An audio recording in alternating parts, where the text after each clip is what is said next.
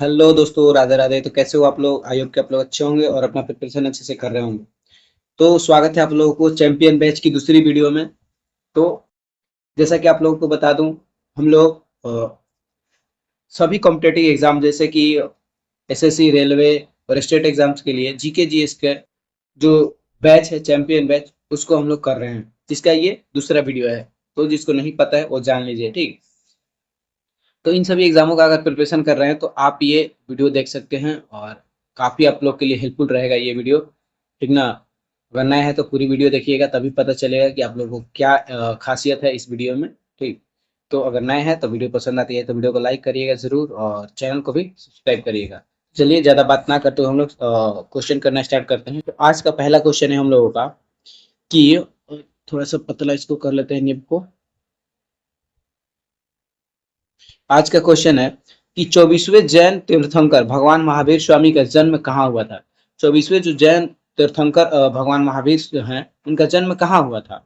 कुशीनगर में, पावापुरी में, कुंडग्राम वैशाली में या फिर लुम्बिनी में?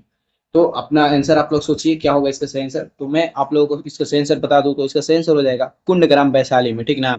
भगवान महावीर का जन्म हुआ था कुंडग्राम यदि वैशाली में, ठीक ना। तो आइए इनसे जुड़ी सारी चीजें को हम लोग देखते हैं, ठीक ना, जो जो एग्जाम में प्रश्न बनते हैं। जैसे देखिए, भगवान महावीर का जन्म 540 ईसा पूर्व, ध्यान रखिएगा 540 ईसा पूर्व, और कुछ स्रोतों के अनुसार 599 ईसा पूर्व में, ठीक। तो मेनली 540 आप लोग को ध्यान रखना है।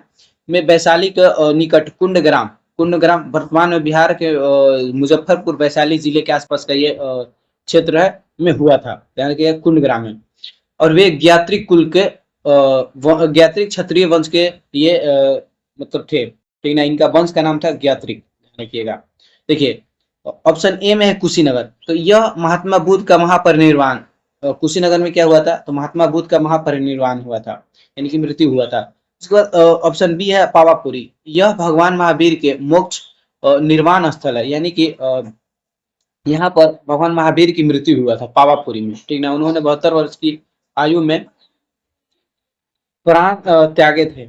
लुम्बिनी, ऑप्शन डी है लुम्बिनी, यह महात्मा बुद्ध का जन्म स्थान है। यह महात्मा बुद्ध का जन्म स्थान है जो वर्तमान नेपाल में है। लुम्बिनी कहाँ पर है? अभी वर्तमान में नेपाल में है, और यहीं पर महात्मा बुद्ध का जन्म हुआ था, ध्यान रखिएगा, लुम्बिनी में। तो ये तीनों जो स्थान है काफी इंपॉर्टेंट है, बार बार ये क्वेश्चन पूछे जाते हैं, कुशीनगर, पावापुरी, लुम्बिनी।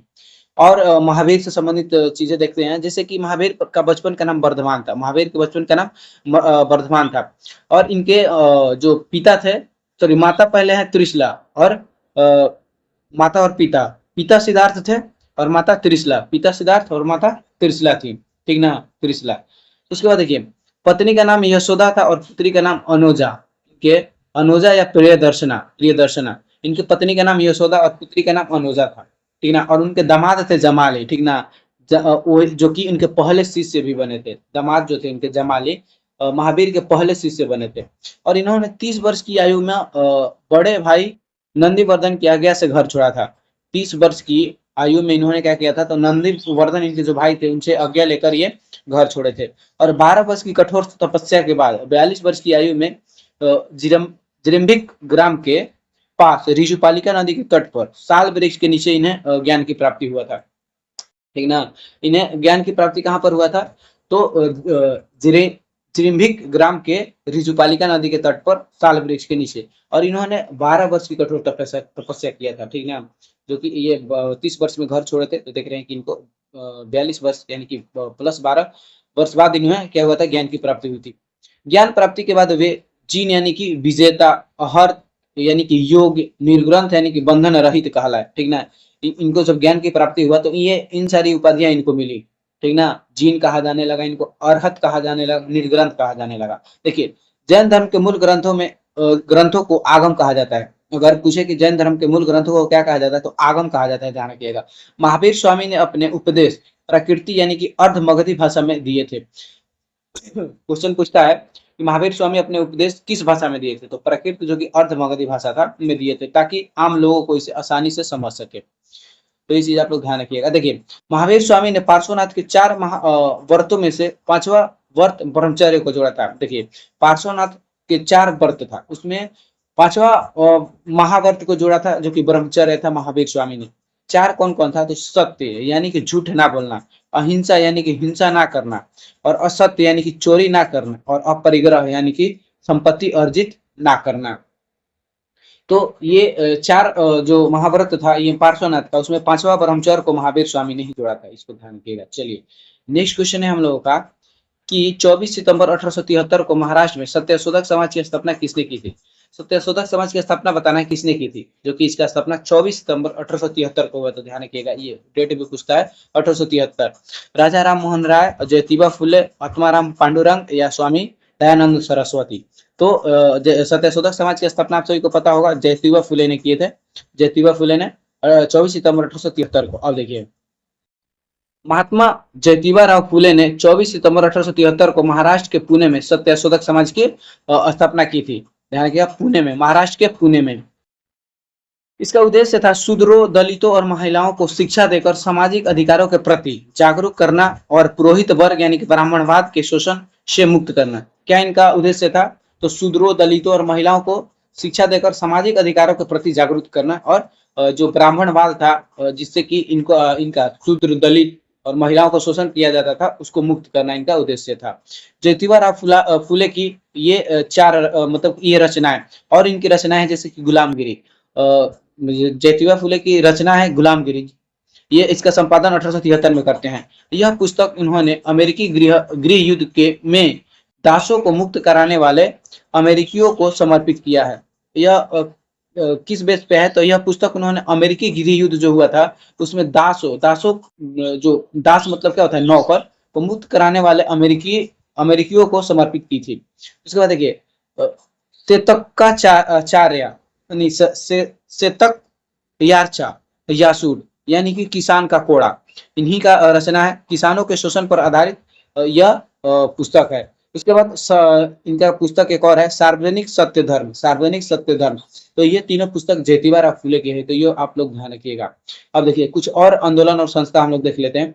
जैसे देखिए आत्मीय सभा का स्थापना 1815 में हुआ था। आत्मीय सभा का स्थापना 1815 में हुआ था, और इसके संस्थापक थे राजा राम मोहन राय। इसके संस्थापक राजा राम मोहन राय, और इसका मुख्य केंद्र कलकत्ता था। ध्यान रखिएगा।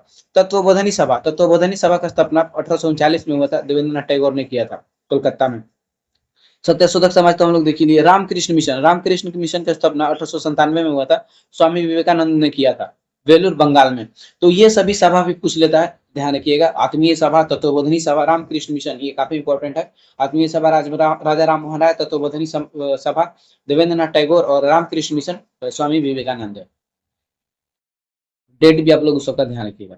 चलिए नेक्स्ट क्वेश्चन है हम लोगों का कि मौर्य सम्राट अशोक अपनी किस पत्नी से सबसे अधिक प्रभावित थे, जिसका उल्लेख उनके अभिलेखों में भी मिलता है। तो बताना है कि मौर्य सम्राट जो अशोक थे वो अपनी किस पत्नी से ज्यादा प्रभावित हुए थे, और इसका उल्लेख अभिलेखों में भी मिलता है। देवी, तो जिसे कि महादेवी भी कहा जाता था, या कारुवाकी, या असंधिमित्रा, या फिर पद्मावती। तो किससे ये ज्यादा प्रभावित थे? तो आप सभी को बता, तो इसका सही आंसर हो जाएगा करुवाकी। ये करुवाकी से ज्यादा प्रभावित थे। इनकी जो पत्नी थी जिनका नाम था करुवाकी, उनसे ये ज्यादा प्रभावित थे। आइए इसके बारे में जानते हैं सारे विस्तार से। तो देखिए सम्राट अशोक अपनी दूसरी पत्नी करुवाकी, इनकी दूसरी पत्नी का नाम ही करुवाकी था, से सबसे अधिक प्रभावित थे। वह कलिंग यानी जो उड़ीसा में कलिंग था कि एक मछुआरे की पुत्री थी। ये कलिंग की एक मछुआरे की पुत्री थी करुवाकी, जो बाद में अशोक की रानी बनी। करुवाकी का उल्लेख अशोक के प्रयाग कौशाम्बी स्तंभ लेख, अशोक के कौन से स्तंभ लेख में? तो प्रयाग कौशाम्बी स्तंभ लेख में करुवाकी का उल्लेख मिलता है। उसके बाद देखिए ये देवी जो थी इनकी पत्नी, ये अशोक की पहली पत्नी थी, जो विदिशा के एक बौद्ध व्यापारी की पुत्री थी। ये कहा की थी? विदिशा के एक बौद्ध व्यापारी की पुत्री थी। क्या नाम है इनका? देवी या महादेवी। और देखिए श्रीलंका में बौद्ध धर्म के प्रचार करने वाले अशोक के पुत्र महेंद्र और पुत्री संघमित्रा इन्हीं के संतान थे। जो इनके पुत्र अपने पुत्र को जो ये श्रीलंका में भेजे थे बौद्ध धर्म के प्रचार के लिए, महेंद्र और संघमित्रा को, तो इनकी माँ जो थी वो महादेवी ही थी, ध्यान रखिएगा। उसके बाद पद्मावती, पद्मावती रानी पद्मावती अशोक की एक अन्य पत्नी थी, और ये अशोक के पुत्र कुणाल की माता थी। अशोक के जो पुत्र कुणाल थे उनके ये माता थी पद्मावती, ध्यान रखिएगा, जो आगे चलकर युवराज बना। उसके बाद देखिए पद्मावती रानी पद्मावती, अशोक के अन्य, ये तो हो ही गया। अब देखिए, अशोक के अधिकांश अभिलेखों में उनका नाम देवनाम प्रियदर्शी, अशोक के अधिकांश अभिलेखों में अशोक का नाम क्या बताया जाता है, तो देवनाम प्रिय, देवनाम प्रिय या फिर प्रियदर्शी, ठीक ना। लेकिन केवल 4 अभिलेखों में उनका वास्तविक नाम अशोक मिलता है, 4 अभिलेखों में उनका वास्तविक नाम अशोक मिलता है। किस किस में, तो देखिए, मास्की जो कि कर्नाटक में है, गुर्जरा जो कि मध्य प्रदेश में है, नेट्टूर जो कि कर्नाटक में है, और उडेगोलम जो कि कर्नाटक में है। तो इन 4 अभिलेखों में अशोक का नाम अशोक मिलता है, बाकी सभी अभिलेखों में देव नाम प्रियदर्शी मिलता है, ध्यान रखिएगा।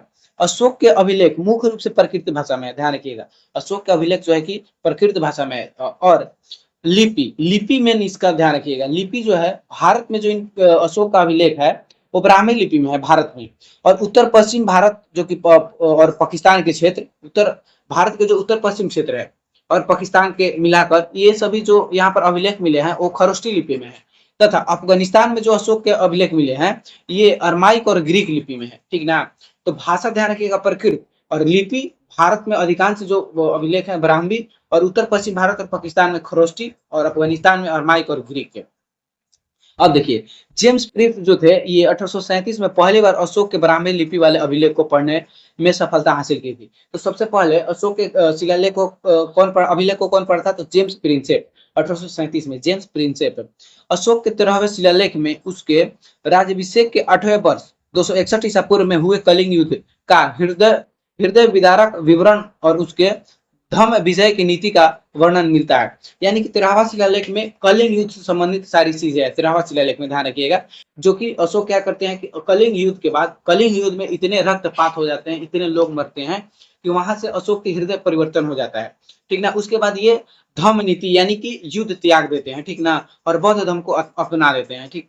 उसके बाद ये सभी युद्ध त्याग देते हैं। तो ये सारे जो उल्लेख हैं ये 13वें शिलालेख में है, ध्यान रखिएगा। नेक्स्ट क्वेश्चन है हम लोगों का कि 1928 में हुए प्रसिद्ध बारदौली सत्याग्रह का नेतृत्व किसने किया था। जो 1928 में बारदौली सत्याग्रह हुआ था उसका नेतृत्व किसने किया था, महात्मा गांधी ने, सरदार वल्लभ भाई पटेल ने, जवाहरलाल नेहरू ने, या बाल गंगाधर तिलक ने। तो बारदौली सत्याग्रह का नेतृत्व किसने किया था, तुमको पता होगा। इसका जो नेतृत्व किए थे सरदार वल्लभ भाई पटेल ने किए थे, सरदार वल्लभ भाई पटेल, ध्यान रखिएगा। बारदौली सत्याग्रह का नेतृत्व सरदार वल्लभ भाई पटेल। अब देखिए, 12 फरवरी 1928, 12 फरवरी 1928 को गुजरात के सूरत जिले में बारदौली तालुका में किसान आंदोलन की शुरुआत हुई थी। ये एक किसान आंदोलन था, बारदौली सत्याग्रह ये किसान आंदोलन था जिसका अंतिम और मुख्य नेतृत्व वल्लभ भाई पटेल ने किया था। कर में अत्यधिक वृद्धि, यानी कि बंबई प्रेसिडेंसी की सरकार ने कपास की गिरती कीमतों और मंदी के बावजूद भूमि राजस्व में 22% से 30% तक अनुचित वृद्धि दर कर दी थी, वृद्धि कर दी थी।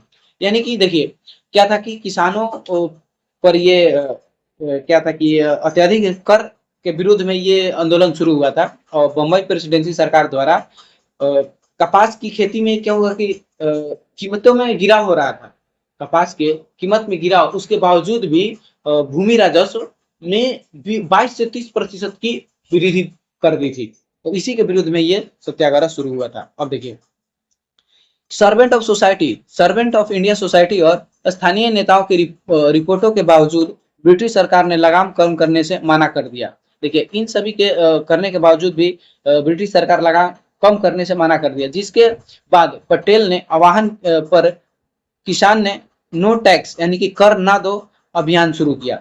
आंदोलन के अभूतपूर्व और कुशल संगठनात्मक नेतृत्व के कारण बारदौली की महिलाओं ने वल्लभ भाई पटेल को सरदार यानी कि नेता प्रमुख की उपाधि दिया था। तो देखिए, इसी आंदोलन में ये मोस्ट इंपोर्टेंट क्वेश्चन है कि वल्लभ भाई पटेल को सरदार की उपाधि बारदौली की महिलाओं ने बारदौली सत्याग्रह में ही दिया था। ये चीज आप लोग ध्यान रखिएगा। तो ये किसानों के कर के विरुद्ध था जो कि ब्रिटिश सरकार द्वारा बढ़ाया गया था, बारदौली सत्याग्रह, ध्यान रखिएगा। उसके बाद देखिए नील विद्रोह। अब आंदोलन और जो आंदोलन है जिसका स्थापना क्या बोलते हैं, स्थापना बोल रहे हैं, किस वर्ष से शुरू हुआ था और कहाँ से शुरू हुआ था और इसका नेतृत्व कौन किया था ये पूछ लेता है। जैसे नील विद्रोह, ये 1859-60 में ये शुरू हुआ था। नील विद्रोह 1859 से 60 तक चला था और ये बंगाल में ये शुरू हुआ था। और इसमें दिगंबर बिश्वास और विष्णु विश्वास, दिगंबर विश्वास और विष्णु विश्वास इसका नेतृत्व किए थे नील विद्रोह का। ध्यान रखिएगा, दिगंबर विश्वास और विष्णु विश्वास। उसके बाद है पवना विद्रोह। पवना विद्रोह ये 1873 से 76 के बीच चला था, 1873 से 76 के बीच, और ये भी बंगाल में ही हुआ था। इसके नेतृत्व ईशान चंद्र राय और शंभू पाल ने किया था। पवना विद्रोह का नेतृत्व किसने किया था? तो ईशान चंद्र राय और शंभू पाल ने किया था। उसके बाद है चंपारण सत्याग्रह, जो कि 1917 में हुआ था। चंपारण सत्याग्रह यह बिहार में हुआ था, महात्मा गांधी के नेतृत्व में हुआ था। अब देखिए, ये चंपारण आने के लिए महात्मा गांधी को कौन बोला था? तो राजकुमार शुक्ल ने आमंत्रित किया था, राजकुमार शुक्ल ने, ठीक ना। तो ये भी नील खेती के विरुद्ध में था, जो कि ब्रिटिश सरकार द्वारा 3/20 कट्ठे पर नील की खेती करने के लिए बोला जा रहा था। उसी के विरोध में क्या है कि महात्मा गांधी ने चंपारण सत्याग्रह किए थे 1917 में। ध्यान रखिएगा, खेड़ा सत्याग्रह ये 1918 में शुरू हुआ था। खेड़ा सत्याग्रह ये गुजरात में, ठीक ना, खेड़ा सत्याग्रह गुजरात में होता है, और महात्मा गांधी और वल्लभ भाई पटेल के नेतृत्व में, महात्मा गांधी और वल्लभ भाई पटेल के नेतृत्व में खेड़ा सत्याग्रह 1918 में होता है। मोपला विद्रोह 1921 में, मोपला विद्रोह 1921 में मालाबार केरल में, मालाबार केरल में, और इसके नेतृत्व किए थे अली मुस्लियार। अली मुस्लियार मोपला विद्रोह का नेतृत्व किए थे। ध्यान रखिएगा, बारदौली सत्याग्रह के बारे में तो हम लोग जान ही लिए अच्छे से। उसके बाद देखिए, नेक्स्ट क्वेश्चन है हम लोगों का, किस अधिनियम को मार्ले मिंटो सुधार के नाम से भी जाना जाता है, जिसने भारत में सांप्रदायिक निर्वाचन प्रणाली की शुरुआत की? किस अधिनियम को मार्ले मिंटो सुधार अधिनियम के नाम से जाना जाता है? बताइए, जिसने की भारत में सांप्रदायिक निर्वाचन प्रणाली की शुरुआत की, यानी कि भारत सरकार अधिनियम 1858, भारतीय परिषद अधिनियम 1861, भारतीय परिषद अधिनियम 1909, भारत सरकार अधिनियम 1919। तो देखिए, मार्ले मिंटो सुधार के नाम से जो जाना जाता है, यह भारतीय परिषद अधिनियम 1909 को, भारतीय परिषद अधिनियम जो लाया गया था 1909 में, इसे ही मार्ले मिंटो सुधार के नाम से जाना जाता है। ऐसा क्यों जाना जाता है? तो देखिए, तो इस अधिनियम को मार्ले मिंटो सुधार कहा जाता है क्योंकि उस समय मार्ले इंग्लैंड में भारत के राज्य सचिव थे, और मिंटो भारत के वायसराय थे। देखो, ये मार्ले मिंटो सुधार इसको क्यों कहा जाता था? जो मार्ले था ना उस टाइम पे, ये भारत के राज्य सचिव था इंग्लैंड में, समझ रहे हो ना, ये वहां से यहाँ राज कर रहा था इंग्लैंड में बैठ के मार्ले, और यहाँ जो मिंटो था ये भारत का उस टाइम पे वायसराय था। इस वजह से इस अधिनियम को मार्ले मिंटो सुधार कहा जाता है। और इस अधिनियम में मुसलमानों के लिए पृथक निर्वाचन क्षेत्र और विशेष प्रतिनिधित्व की व्यवस्था की थी। इसी अधिनियम में क्या है कि मुसलमानों के लिए पृथक निर्वाचन क्षेत्र का व्यवस्था किया गया था। तो ये भी क्वेश्चन पूछता है, ध्यान रखिएगा। और मिंटो को भारत में सांप्रदायिक निर्वाचन का जनक भी कहा जाता है। मिंटो को क्या कहा जाता है? तो भारत में सांप्रदायिक निर्वाचन का जनक भी कहा जाता है, मोस्ट इंपोर्टेंट। उसके बाद देखिए, केंद्रीय विधान परिषद में सदस्यों की संख्या 16 से बढ़ाकर 60 कर दी गई।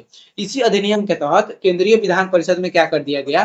तो सदस्यों की संख्या 16 से बढ़ाकर 60 कर दिया गया। तो ये भी आप लोग ध्यान रखिएगा। उसके बाद स्थानीय परिषद के सदस्यों को बजट पर बहस करने, लोकहित के विषय पर चर्चा करने और पूरक प्रश्न पूछने का अधिकार दिया गया। इससे पहले 1892 के एक्ट में केवल बजट पर चर्चा का अधिकार था, प्रश्न पूछने का नहीं। तो देखिए, इस अधिनियम के बाद क्या कर दिया गया? तो स्थानीय जो परिषद के सदस्य थे उनको बजट पर बहस करने का भी अधिकार दिया गया, लोकहित के विषय पर चर्चा करने का भी अधिकार दिया गया, और प्रश्न पूछने का भी अधिकार दिया गया। इससे पहले ये सभी अधिकार नहीं था। उसके बाद देखिए, अब हम लोग जानेंगे भारत सरकार अधिनियम 1858 के बारे में। भारत सरकार अधिनियम 1858 के बारे में, तो देखिए, 1857 की क्रांति के बाद यह पारित हुआ था। इसके तहत भारत में ईस्ट इंडिया कंपनी का शासन समाप्त कर दिया गया और सत्ता सीधे ब्रिटिश क्राउन यानी कि ब्रिटिश राजशाही के हाथों में चली गई। तो क्या होता है, 1858 के भारत सरकार अधिनियम के तहत भारत में ईस्ट इंडिया कंपनी के शासन को समाप्त कर दिया जाता है और सत्ता सीधे ब्रिटिश क्राउन के हाथों में चला जाता है, और भारत के गवर्नर जनरल पद का नाम बदलकर वायसराय कर दिया जाता है। और कैनिंग जो था ये भारत का पहले वायसराय बना था, ठीक ना। तो भारत सरकार अधिनियम 1858 के तहत जो भारत का गवर्नर जनरल पद था उसको वायसराय बना दिया गया, और पहला वायसराय पूछ लेगा तो ध्यान रखिएगा, कैनिंग भारत का पहला वायसराय बना था। अब देखिए, उसके बाद हम लोग जानेंगे भारतीय परिषद अधिनियम 1861 के बारे में। भारतीय परिषद अधिनियम 1861, इसके द्वारा भारत में पोर्टफोलियो प्रणाली यानी कि विभागीय प्रणाली की शुरुआत हुई थी। विभागीय प्रणाली जैसे कि गृह विभाग होता है, वित्त विभाग होता है, ये सभी विभाग की क्या होता है कि शुरुआत कब से हो जाती है? तो भारतीय परिषद अधिनियम 1861 के बाद, जिसे आधुनिक कैबिनेट व्यवस्था की नींव पड़ी। यानी कि भारत में आधुनिक कैबिनेट व्यवस्था की नींव भारतीय परिषद अधिनियम 1861 द्वारा पड़ी थी। वायसराय को आपातकाल में बिना परिषद की सहमति के अध्यादेश जारी करने का भी शक्ति दी गई। 1861 के शासन अधिनियम में, परिषद अधिनियम में क्या होता है, तो वायसराय को आपातकाल में बिना परिषद की सहमति के अध्यादेश जारी करने की शक्ति दी जाती है, भारत परिषद अधिनियम 1861 द्वारा। इसके बाद देखिए भारत सरकार अधिनियम 1919 काफी इंपॉर्टेंट, ये इससे भी सवाल बहुत बनते हैं। तो देखिए भारत सरकार अधिनियम 1919 को मोन्टेग्यू चेम्सफोर्ड भी कहा जाता है, मोन्टेग्यू चेम्सफोर्ड सुधार। इसके तहत प्रांतों में द्वैध शासन प्रणाली लागू की गई और केंद्र में पहली बार द्विसदनीय विधायिका की स्थापना हुई और इसके द्वारा सांप्रदायिक निर्वाचन का विस्तार सिखों, ईसाइयों, एंग्लो इंडियंस तक कर दिया गया। तो देखिए ये एक किस लिए इंपॉर्टेंट हो जाता है, तो भारत सरकार अधिनियम 1919 को मोन्टेग्यू चेम्सफोर्ड सुधार भी कहा जाता है और इसके तहत क्या हुआ था, तो प्रांतों में द्वैध शासन प्रणाली लागू हुई। प्रांतों में क्वेश्चन बनता है कि प्रांतों में द्वैध शासन प्रणाली किस अधिनियम के तहत लागू हुई थी, तो इस अधिनियम को ध्यान रखिएगा। उसके बाद इसके द्वारा सांप्रदायिक निर्वाचन विस्तार जो था, पहले सांप्रदायिक निर्वाचन सिर्फ मुसलमानों के लिए था और इस अधिनियम के बाद सिखों, ईसाइयों, एंग्लो इंडियंस तक भी इसको कर दिया गया। उसके बाद इसमें केंद्र में पहली बार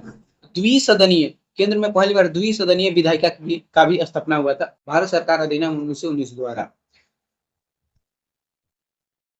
तो ये जो अभी हम लोग अधिनियम पढ़े थे, ये सभी अधिनियम इंपॉर्टेंट है, इन्हीं सबसे प्रश्न बनता है। उसके बाद हम लोग का नेक्स्ट क्वेश्चन है कि संविधान के किस अनुच्छेद के तहत राष्ट्रीय अनुसूचित जनजाति आयोग का गठन किया गया है।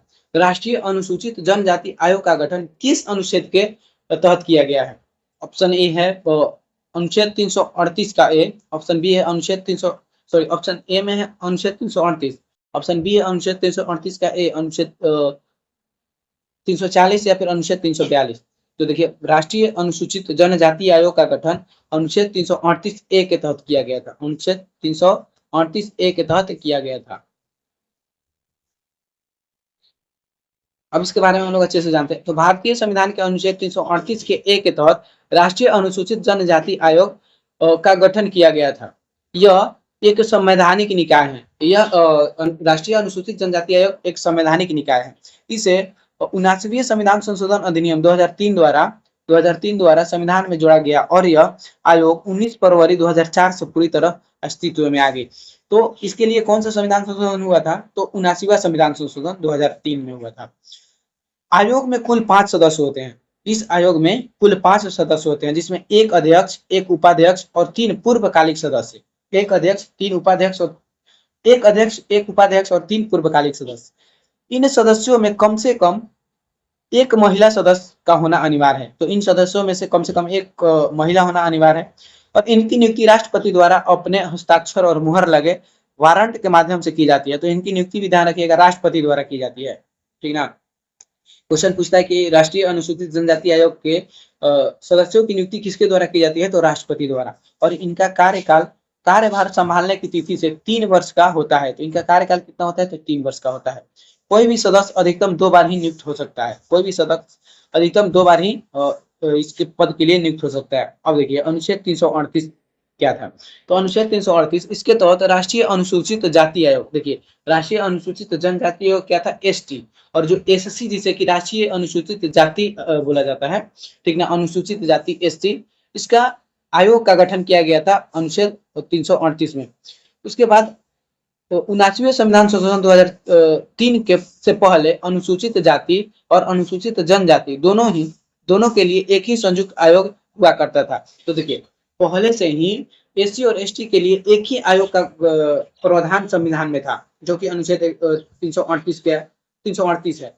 बाद में 79वें संविधान संशोधन 2003 होता है, जो कि राष्ट्रीय जनजाति आयोग का अलग से एक गठन किया जाता है और इस संशोधन के द्वारा संयुक्त आयोग को 2 भागों में विभाजित कर दिया जाता है। देखिए उसमें अनुच्छेद 338 में एससी हो जाता है, यानी कि अनुसूचित जाति, और अनुच्छेद 338 के ए में अनुसूचित जनजाति हो जाता है, ठीक ना।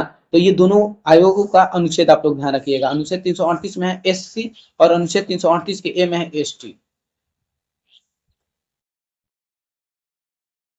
उसके बाद हम लोग का नेक्स्ट क्वेश्चन है,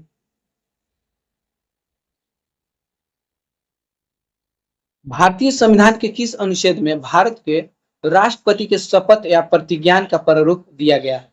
बताना है कि उपराष्ट्रपति के शपथ किस अनुच्छेद में है, राष्ट्रपति के शपथ का प्रावधान किस अनुच्छेद में है, अनुच्छेद 60, अनुच्छेद 61, अनुच्छेद 69 या फिर अनुच्छेद 72।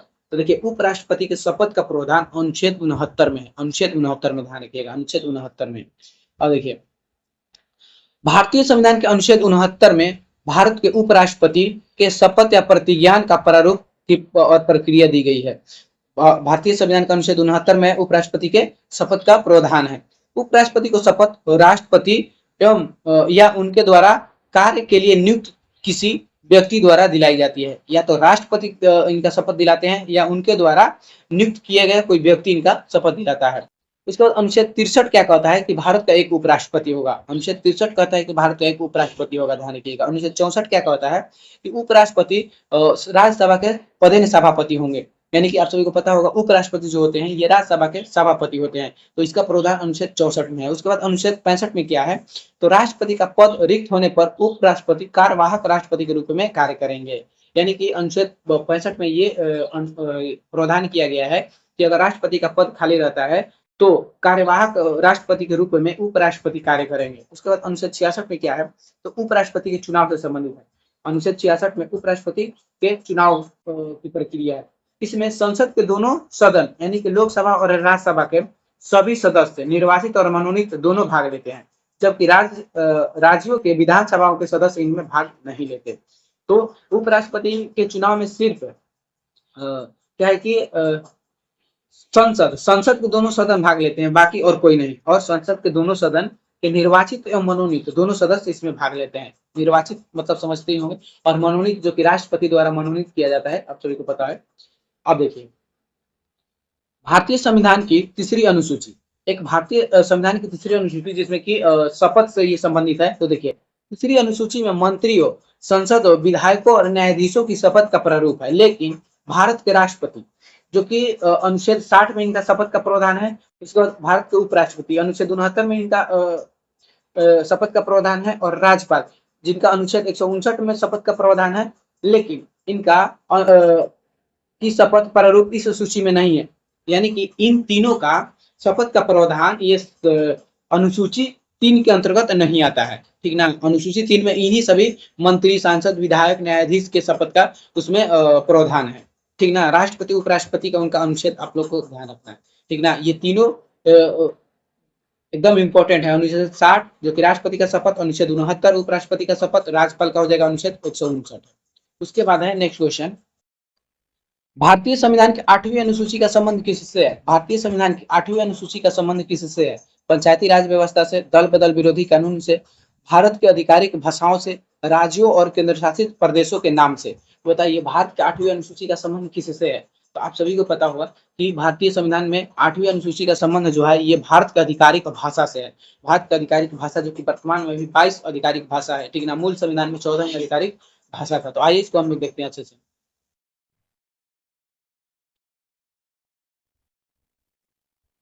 संविधान की 8वीं अनुसूची का संबंध भारत के 22 आधिकारिक भाषा से है, ठीक ना। जो कि मैंने बताया शुरुआत में 14 ही भाषा था, बाद में संशोधन करके इसमें 8 भाषा जोड़ी गई, ठीक ना। 8 भाषा जोड़ी गई। तो आइए उसके लिए क्या क्या संशोधन किया गया था उसको हम लोग देख लेते हैं। तो देखिए 21वां संविधान संशोधन अधिनियम 1967 द्वारा क्या हुआ था, सिंधी भाषा को जोड़ा गया था 15वीं भाषा के रूप में। ध्यान रखिएगा, सिंधी भाषा सबसे पहले संशोधन करके जोड़ा गया था 21वां संविधान संशोधन 1967 के द्वारा। उसके बाद 71वां संविधान संशोधन जो कि 1992 में हुआ था, इसके तहत कोंकणी, मणिपुरी और नेपाली, कोंकणी, मणिपुरी और नेपाली भाषा को जोड़ा गया था 71वां संविधान संशोधन द्वारा। उसके बाद 92वां संविधान संशोधन अधिनियम जो कि 2003 में हुआ था, इसके तहत बोडो, डोगरी, मैथिली और संथाली, बोडो, डोगरी, मैथिली और संथाली को इसमें जोड़ा गया था। तो कुल अभी वर्तमान में 22 आधिकारिक भाषा है। अब देखिए अनुसूची आप लोग ध्यान रखिएगा, अनुसूची संशोधन करके जोड़े गए थे। आप लोगों को पता होगा मूल संविधान में कुल 8 ही अनुसूची था। उसके बाद जो और 4 अनुसूची जोड़े गए हैं उनको देख लीजिए। 9वीं अनुसूची, ओ भाई आराम से रहो ना इधर, क्या है 9वीं अनुसूची। 9वीं अनुसूची ये 1991 में जोड़ा गया था, पहला संविधान संशोधन करके 9वीं अनुसूची को जोड़ा गया था। और यह भूमि सुधार कानून से संबंधित है। 9वीं अनुसूची भूमि सुधार कानून से संबंधित है और यह देश का पहला संविधान संशोधन था, ध्यान रखिएगा। इसके बाद है 10वीं अनुसूची, यह 1985 में जोड़ा गया था, इसको 52वां संविधान संशोधन द्वारा। 10वीं अनुसूची को 52वां संविधान संशोधन द्वारा 1985 में जोड़ा गया था और यह दल बदल विरोधी कानून से संबंधित है, दल बदल विरोधी कानून से संबंधित है, ध्यान रखिएगा। उसके बाद 11वीं अनुसूची, इसको 1992 में 73वां संविधान संशोधन द्वारा पंचायती राज को संवैधानिक दर्जा दिया गया था, ठीक ना। पंचायती राज को संवैधानिक दर्जा दिया गया था 11वीं अनुसूची में, ठीक ना। सॉरी, क्या बोल रहे हैं, 11वीं अनुसूची को जोड़ा गया था 1992 में 73वां संविधान संशोधन द्वारा, 1992 में 73वां संविधान संशोधन द्वारा। और यह पंचायती राज से संबंधित है, पंचायती राज से संबंधित है। इसमें कुल 29 विषय शामिल है, कुल 29 विषय शामिल है, ध्यान रखिएगा। अब लास्ट है 12वां अनुसूची। 12वां अनुसूची जो है ये 1992 में 74वां संविधान संशोधन द्वारा जोड़ा गया था, 74वां संविधान संशोधन द्वारा जोड़ा गया था 1992 में। और यह नगर पालिका से संबंधित है, 12वीं अनुसूची नगर पालिका से संबंधित है। इसमें कुल 18 विषय है, ध्यान रखिएगा। पंचायती प्रणाली में कुल 29 विषय है और नगर पालिका में क्या है कि 18 विषय में है। तो ध्यान रखिएगा, पंचायत जो होता है ये गांव के लिए होता है और नगर जो होता है ये शहर के लिए होता है। दोनों का काम सेम ही है, ठीक ना। ये दोनों ही स्थानीय सरकार है, ठीक ना, स्थानीय सरकार है। तो ग्रामीण स्थानीय सरकार है पंचायती प्रणाली, और नगर पालिका जो है ये शहरी स्थानीय सरकार है। तो इस चीज को आप लोग ध्यान रखिएगा। चलिए नेक्स्ट क्वेश्चन है हम लोग का कि भारतीय संविधान का भाग 4 का ए किससे संबंधित है। भारतीय संविधान का भाग 4 का ए किससे संबंधित है। नागरिकता से, मौलिक अधिकार से, राज्य के नीति निर्देशक तत्व से, या फिर मौलिक कर्तव्य से। तो देखिए भाग 4 का ए जो है आप सभी को पता होगा ये मौलिक कर्तव्य से संबंधित है। भाग 4 का ए मौलिक कर्तव्य से संबंधित है। देखिए इसके बारे में हम लोग सभी चीजें देखते हैं। तो भारतीय संविधान के भाग 4 का ए अनुच्छेद 51 ए में नागरिकों के मौलिक कर्तव्यों का उल्लेख है। देखिए भाग 4 के ए में, और इसमें अनुच्छेद भी सिर्फ एक ही है, अनुच्छेद 51 के ए। भाग 4 के ए में अनुच्छेद सिर्फ एक ही है और यह नागरिकों के लिए मौलिक कर्तव्यों का इसमें उल्लेख है। इसे तत्कालीन सोवियत संघ यानी कि रूस से लिया गया है, ठीक ना। इसको रूस से लिया गया है और यह स्वर्ण सिंह समिति मौलिक कर्तव्य को संविधान में शामिल करने की सिफारिश सरदार स्वर्ण सिंह समिति ने किया था, ठीक ना। सरदार स्वर्ण सिंह समिति ने किया था 1976 में, ठीक ना, 1976 में। और इसे 42वां संविधान संशोधन द्वारा 1976 में ही जोड़ा गया था। 42वां संविधान संशोधन द्वारा 1976 में ही जोड़ा गया था मौलिक कर्तव्य को। अब देखिए नागरिकता, ऑप्शन ए में जो नागरिकता है ये भाग 2 में है, ठीक ना, भाग 2 में है। और इसमें अनुच्छेद 5 से लेकर 11 तक का प्रावधान है। नागरिकता के लिए 5 से 11 तक अनुच्छेद का प्रावधान है। ध्यान रखिए नागरिकता भाग 2 में है। भारत के में एकल नागरिकता का प्रावधान जो कि ब्रिटेन के संविधान से प्रेरित है। तो ध्यान रखिएगा भारत में एकल नागरिकता की व्यवस्था है जो कि ब्रिटेन के संविधान से ये प्रेरित है। उसके बाद ऑप्शन बी है मौलिक अधिकार, जो कि भाग 3 में है। मौलिक अधिकार भाग 3 में है, अनुच्छेद 12 से 35 तक है और इसे भारत का मैग्ना कार्टा, संविधान के भाग 3 को भारत का मैग्ना कार्टा भी कहा जाता है। और ये अमेरिका के संविधान से लिए गए हैं और अदालत द्वारा वाद योग यानी कि इसका उल्लंघन होने पर कोर्ट जाया जा सकता है। आप सभी को पता ही होगा मौलिक अधिकार का अगर आपका हनन होता है तो अनुच्छेद 32 के तहत आप सुप्रीम कोर्ट जा सकते हैं और अनुच्छेद 226 के तहत आप हाई कोर्ट जा सकते हैं। तो इसको भी ध्यान रखिएगा। उसके बाद है ऑप्शन सी राज्य के नीति निर्देशक तत्व, राज्य के नीति निर्देशक तत्व जो कि भाग 4 में है, भाग 4 में। और अनुच्छेद इसमें 36 से लेकर 51 तक है, 36 से लेकर 51 तक। और ये आयरलैंड के संविधान से लिया गया है, आयरलैंड के संविधान से लिया गया है। और इसका उद्देश्य लोक कल्याणकारी राज्य की स्थापना करना, लोक कल्याणकारी राज्य की स्थापना करना। और ये अदालत द्वारा गैर वाद योग है, यानी कि मान लीजिए कोई सरकार ये लोक कल्याण के लिए कोई योजना बनाती है तो वो उसके मर्जी पर डिपेंड है कि वो योजना कब तक वो रख सकती है और कब हटा सकती है। तो अगर कोई योजना सरकार लाती है और उसको फिर निलंबित कर देती है तो आप उसके लिए क्या करते हैं कि कोर्ट नहीं जा सकते कि सरकार ये योजना लाई थी बंद कर दी, ठीक ना। ये सरकार अपने मन से ये लोगों को कल्याण के लिए लाती है। नेक्स्ट क्वेश्चन है हम लोगों का कि भारतीय संविधान के किस भाग में निर्वाचन आयोग और चुनाव से संबंधित प्रावधान दिए गए हैं। तो निर्वाचन आयोग से संबंधित कौन सा भाग है, संविधान के कौन सा भाग में निर्वाचन आयोग का प्रावधान है। भाग 12, भाग 15, भाग 20 या फिर भाग कितना है, भाग 18 है ना। हाँ भाग 18। बताइए कौन सा भाग जो है कि निर्वाचन आयोग से संबंधित है। तो आप सभी को बता दो जो निर्वाचन आयोग से संबंधित है वो है भाग 15। संविधान के भाग 15 ये निर्वाचन आयोग से संबंधित है। अब देखिए भारतीय संविधान के भाग 15 अनुच्छेद 324 से लेकर 329 तक निर्वाचन आयोग और चुनाव से संबंधित प्रावधान दिए गए, ठीक ना। भाग 15 में 324 से लेकर 329 तक निर्वाचन आयोग और चुनाव से संबंधित प्रावधान दिए गए हैं, ध्यान रखिएगा। भारत में निर्वाचन आयोग का गठन 15 जनवरी 1950 को हुआ था। भारत में निर्वाचन आयोग का गठन कब हुआ था? 15 जनवरी 1950 को, और सॉरी 25 जनवरी को। तो और 25 जनवरी को राष्ट्रीय मतदाता दिवस भी मनाया जाता है। 25 जनवरी को राष्ट्रीय मतदाता दिवस मनाया जाता है। तो अब देखिए नियुक्ति और कार्यकाल, इसके क्या बोलते हैं, अध्यक्ष की नियुक्ति कौन करता है? तो इनकी नियुक्ति भारत के राष्ट्रपति द्वारा की जाती है और इनका कार्यकाल 6 वर्ष से 65 वर्ष की आयु तक होता है। 6 वर्ष से 65 वर्ष की आयु तक होता है। और देखिए 61वें संविधान संशोधन अधिनियम द्वारा 1989 में मतदान की न्यूनतम आयु 21 वर्ष से घटाकर 18 वर्ष किया गया था। तो देखिए मतदान की उम्र सीमा घटाकर 21 से 18 वर्ष किया गया था। ये 61वें संविधान संशोधन द्वारा किया गया था। काफी इंपॉर्टेंट संशोधन है, ये पूछता है, ध्यान रखिएगा। 61वें संविधान संशोधन द्वारा मतदान की उम्र सीमा कम की गई थी और ये संशोधन 1989 में हुआ था, ध्यान रखिएगा। अब देखिए ऑप्शन ए है भाग 12। भाग 12 किससे संबंधित है? तो इसमें अनुच्छेद 264 से लेकर 300 ए है। अनुच्छेद 264 से लेकर 300 ए है। इसमें वित्त, संपत्ति, संविदाएं और बाद से संबंधित है भाग 12। वित्त, संपत्ति, संविदाएं से। इस भाग में अनुच्छेद 300 ए शामिल है, जिसके तहत संपत्ति के अधिकार को 44वें संविधान संशोधन 1978 वाला मौलिक अधिकार से हटाकर एक कानूनी और संवैधानिक अधिकार बनाया गया था। तो आप 300 का ए तो अच्छे से जान रहे होंगे। 300 का ये जो है ना काफी इंपॉर्टेंट है। ये जो मौलिक अधिकार था, पहले संपत्ति का अधिकार, ये इसको मौलिक अधिकार से हटाकर ये विधि का अधिकार बनाया गया था और इसको अनुच्छेद 300 के ए में जोड़ा गया था, ठीक ना। ये पहले 31 अनुच्छेद में था, अनुच्छेद 31 में था, इसको अभी 300 के ए में जोड़ा गया और इसके लिए 44वां संविधान संशोधन किया गया था 1978 में, ध्यान रखिएगा। अब देखिए ऑप्शन सी में है भाग 20। ऑप्शन सी में है भाग 20। अब इसके बारे में जान लेते हैं भाग 20 किससे संबंधित है। तो इसमें अनुच्छेद केवल 368 है और यह संविधान संशोधन से संबंधित है। भाग 20 में क्या है? तो संविधान संशोधन संबंधित प्रक्रिया है और यह प्रक्रिया दक्षिण अफ्रीका के संविधान से प्रेरित है, ठीक ना। यह जो प्रक्रिया है, संविधान संशोधन की प्रक्रिया, दक्षिण अफ्रीका से लिया गया है, जिसके तहत संसद के को संविधान में संशोधन करने की शक्ति प्रदान है। तो संविधान में संशोधन करने की शक्ति किसको प्रदान है? संसद को, ध्यान रखिएगा। अब हम लोगों का है भाग 18। भाग 18 जो है ये किससे संबंधित है? तो ये आपातकालीन उपबंध। तो ये जो आपातकाल आपातकाल जो है 3 प्रकार के भारत संविधान में, उसका प्रावधान किसमें है? तो भाग 18 में है।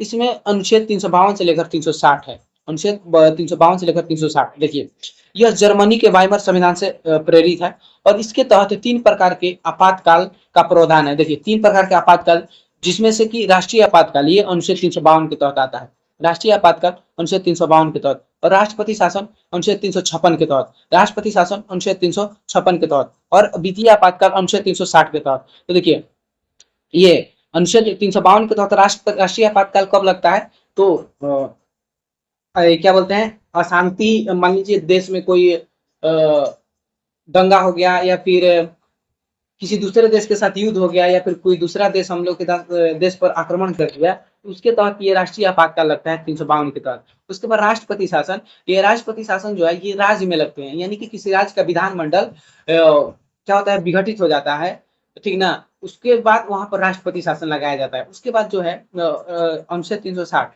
जिसके तहत वित्तीय आपातकाल लगाया जाता है। अगर देश में आर्थिक संकट आ जाता है, ठीक है, वित्तीय संकट आ जाता है, तो ये वित्तीय आपातकाल लगाया जाता है। नेक्स्ट क्वेश्चन है हम लोगों का, निम्नलिखित में से कौन सा भारतीय राज्य भूटान के साथ सीमा साझा नहीं करता है?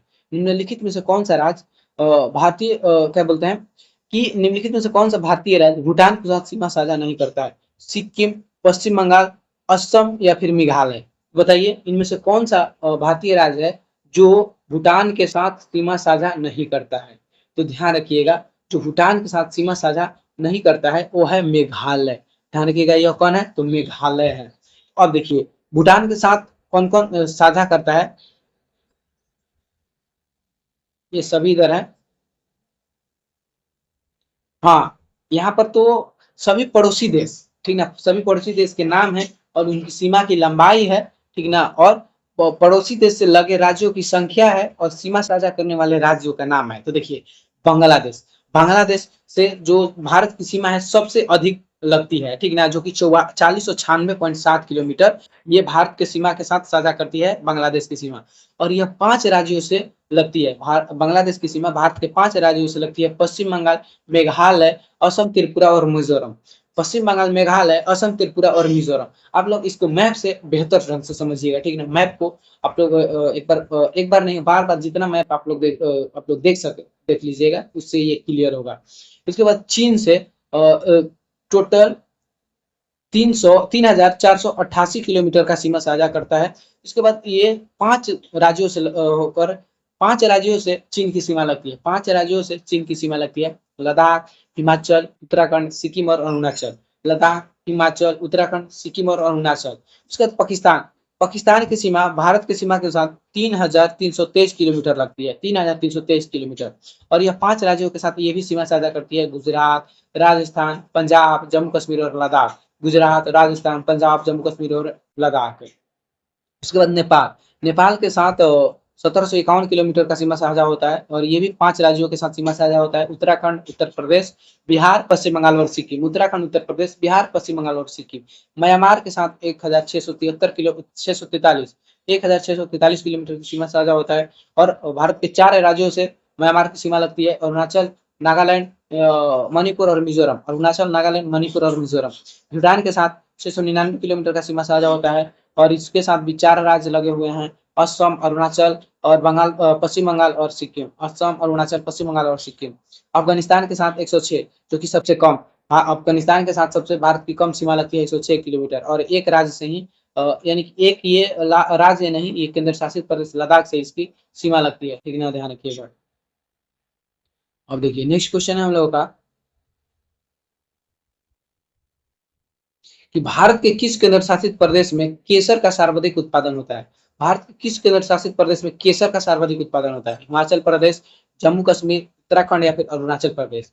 तो देखिए केसर का उत्पादन सबसे अधिक आप सभी को पता होगा जम्मू कश्मीर में होता है। जम्मू कश्मीर में केसर का सबसे अधिक उत्पादन होता है।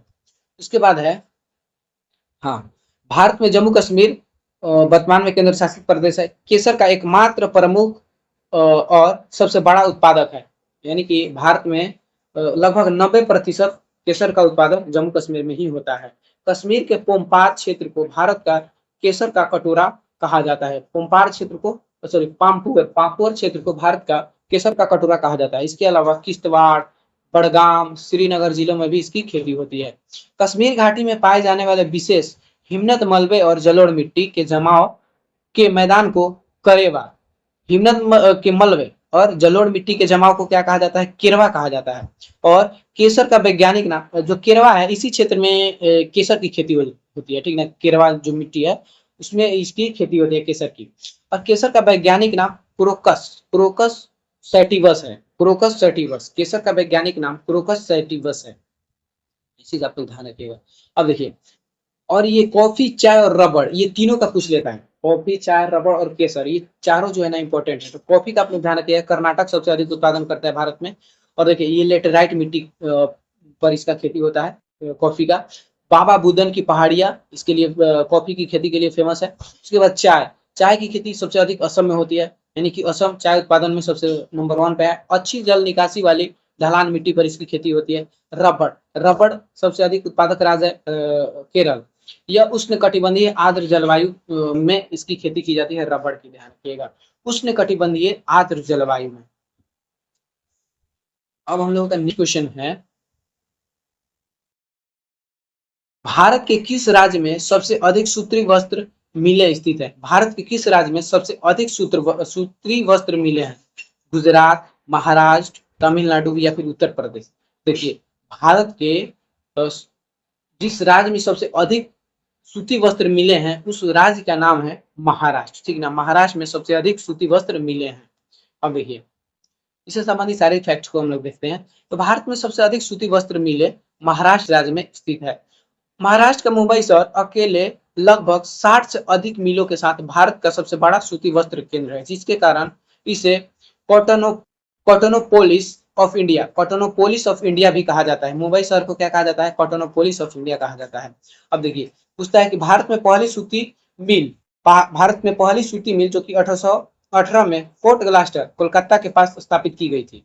ठीक ना, लेकिन यह प्रयास असफल रहा, ठीक ना, असफल रहा, यानी कि ये जो मिल स्थापित हुई थी यह सक्सेस नहीं हुई थी, और यह 1818 में कोलकाता में। लेकिन भारत का पहला सफल और आधुनिक सूती वस्त्र कारखाना 1854 में कावासाजी नाना भाई डाबर द्वारा मुंबई में स्थापित किया गया था, ध्यान रखिएगा। और सफल जो पहला कोलकाता में, लेकिन सफल 1854 में मुंबई में, ध्यान रखिएगा, CN डाबर द्वारा। अब देखिए, ये सूती वस्त्र उत्पादन के अनुसार भारत के कुछ शहरों के उपनाम है, ठीक ना। तो देखिए, कॉटोनोपोलिस ऑफ इंडिया मुंबई को कहा जाता है, और यह सबसे अधिक मिलों और वस्त्र व्यापार केंद्र है। भारत का मैनचेस्टर अहमदाबाद गुजरात को कहा जाता है, और यह पश्चिम भारत का सबसे बड़ा प्रमुख वस्त्र हब है, ठीक ना। यहाँ पर भी वस्त्र अधिक उत्पादन किए जाते हैं। उसके बाद देखिए, उत्तर भारत का मैनचेस्टर कानपुर उत्तर प्रदेश को कहा जाता है, कहा जाता है। और गंगा घाटी क्षेत्र का मुख्य औद्योगिक केंद्र है, अब देखिए, दक्षिण भारत का मैनचेस्टर कोयम्बटूर तमिलनाडु को कहा जाता है, और सूत उत्पादन में देश में अग्रणी है, ठीक ना। यहाँ पर सूत उत्पादन सबसे अधिक होता है कोयम्बटूर में, ध्यान रखिएगा। दक्षिण भारत का मैनचेस्टर कोयम्बटूर, उत्तर भारत का मैनचेस्टर कानपुर, भारत का मैनचेस्टर अहमदाबाद। काफी इंपॉर्टेंट सवाल आप लोग ध्यान रखिएगा। अब देखिए, नेक्स्ट क्वेश्चन है हम लोगों का कि सर सिडनी बुराई के अनुसार पूर्व से पश्चिम बोल रहा है कि वो जाने पर हिमालय का सही क्षेत्रीय विभाजन क्या है। पूर्व से पश्चिम यानी कि इधर से इधर आने पर बताना है कि हिमालय का सही क्षेत्रीय विभाजन क्या है। तो बताइए, सबसे पहले उधर पूर्व में कौन सा, असम हिमालय होगा, या पंजाब हिमालय होगा, या नेपाल हिमालय होगा, या फिर कुमायूं हिमालय होगा। जाहिर सी बात है, इधर असम है, इधर पंजाब इधर है, बाकी नेपाल ये सब बीच में है। तो इसमें हमको सही आंसर लग रहा है ए, ठीक ना, क्योंकि असम हिमालय सबसे पहले ऑप्शन ए ही में है। तो सबसे पूर्व में है असम हिमालय, उसके बाद है नेपाल हिमालय, उसके बाद है कुमायूं हिमालय, और सबसे लास्ट में है पंजाब हिमालय, ठीक ना। तो ये पूर्व से पश्चिम हिमालय का क्षेत्रीय विभाजन है। सबसे पहले पूर्व में है तो असम हिमालय, उसके बाद नेपाल हिमालय, उसके बाद कुमायूं हिमालय, उसके बाद पंजाब हिमालय।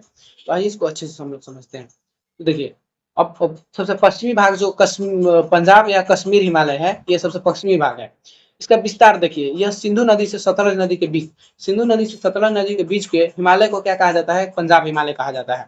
यह लगभग 560 किलोमीटर तक है। इसमें काराकोरम, लद्दाख, पीर पंजाल, जास्कर और धौलाधर श्रेणियां इसी का हिस्सा है, ठीक ना। पंजाब हिमालय का ही हिस्सा कौन कौन श्रेणियां है, काराकोरम श्रेणी, लद्दाख श्रेणी, पीर पंजाल श्रेणी, जास्कर श्रेणी और धौलाधर श्रेणी, ध्यान रखिएगा। उसके बाद है कुमायूं हिमालय। कुमायूं हिमालय का विस्तार सतलज नदी से काली नदी के बीच है। कुमायूं हिमालय का विस्तार सतलज नदी से काली नदी के बीच है, और यह लगभग 320 किलोमीटर तक है। इसकी जो दूरी है लगभग 320 किलोमीटर है, और यह चारों विभाजन में सबसे छोटा भाग है। यह जो 4 क्षेत्रीय विभाजन है, इसमें सबसे छोटा भाग है। प्रमुख चोटियां इसमें देखिए, और जो कुमायूं हिमालय में प्रमुख चोटियां जो पाई जाती है, नंदा देवी इस हिमालय की सबसे ऊंची चोटी है, ठीक ना। उसके बाद कामेट, त्रिशूल, बद्रीनाथ, केदारनाथ, गंगा गंगा यमुना नदियों का उद्गम भी इसी भाग में होता है। तो देखिए, नंदा देवी जो चोटी है इसी में है, कामेट चोटी इसी में है, त्रिशूल भी इसी में है, बद्रीनाथ और केदारनाथ भी इसी रेंज हिमालय का भाग है। गंगा और यमुना की जो उद्गम स्थल है वो भी इसी भाग हिमालय में है, कुमायूं हिमालय। तो इस चीज को आप लोग ध्यान रखिएगा, ये भी इंपॉर्टेंट है। जो कि कुमायूं हिमालय का जो भाग है, ये आप लोग ध्यान रखिएगा। नेपाल हिमालय, यह सबसे मध्यवर्ती और ऊंचा भाग है। यह सबसे मध्यवर्ती, यानी कि देखिए, काली नदी से तीस्ता नदी के बीच इसका विस्तार है। काली नदी से तीस्ता नदी के बीच इसका विस्तार है नेपाल हिमालय का, और यह लगभग 800 किलोमीटर तक इसकी दूरी है, और यह चारों विभाजन में सबसे लंबा है, ठीक ना। यह सबसे लंबी दूरी किसका है, नेपाल हिमालय का, लगभग 800 किलोमीटर, ध्यान रखिएगा। अब देखिए, इसकी प्रमुख चोटी माउंट एवरेस्ट भी नेपाल हिमालय का ही भाग है, ध्यान रखिएगा। माउंट एवरेस्ट, कंचनजंगा, मकालू, धौलागिरी जैसे विश्व की सर्वोच्च चोटियां इसी क्षेत्र में स्थित है। तो नेपाल हिमालय इतना इंपॉर्टेंट है, ध्यान रखिएगा। माउंट एवरेस्ट पूछ जाता है किस हिमालय का भाग है, तो नेपाल हिमालय। कंचनजंगा भी नेपाल हिमालय, मकालू भी नेपाल हिमालय, धौलागिरी भी नेपाल हिमालय।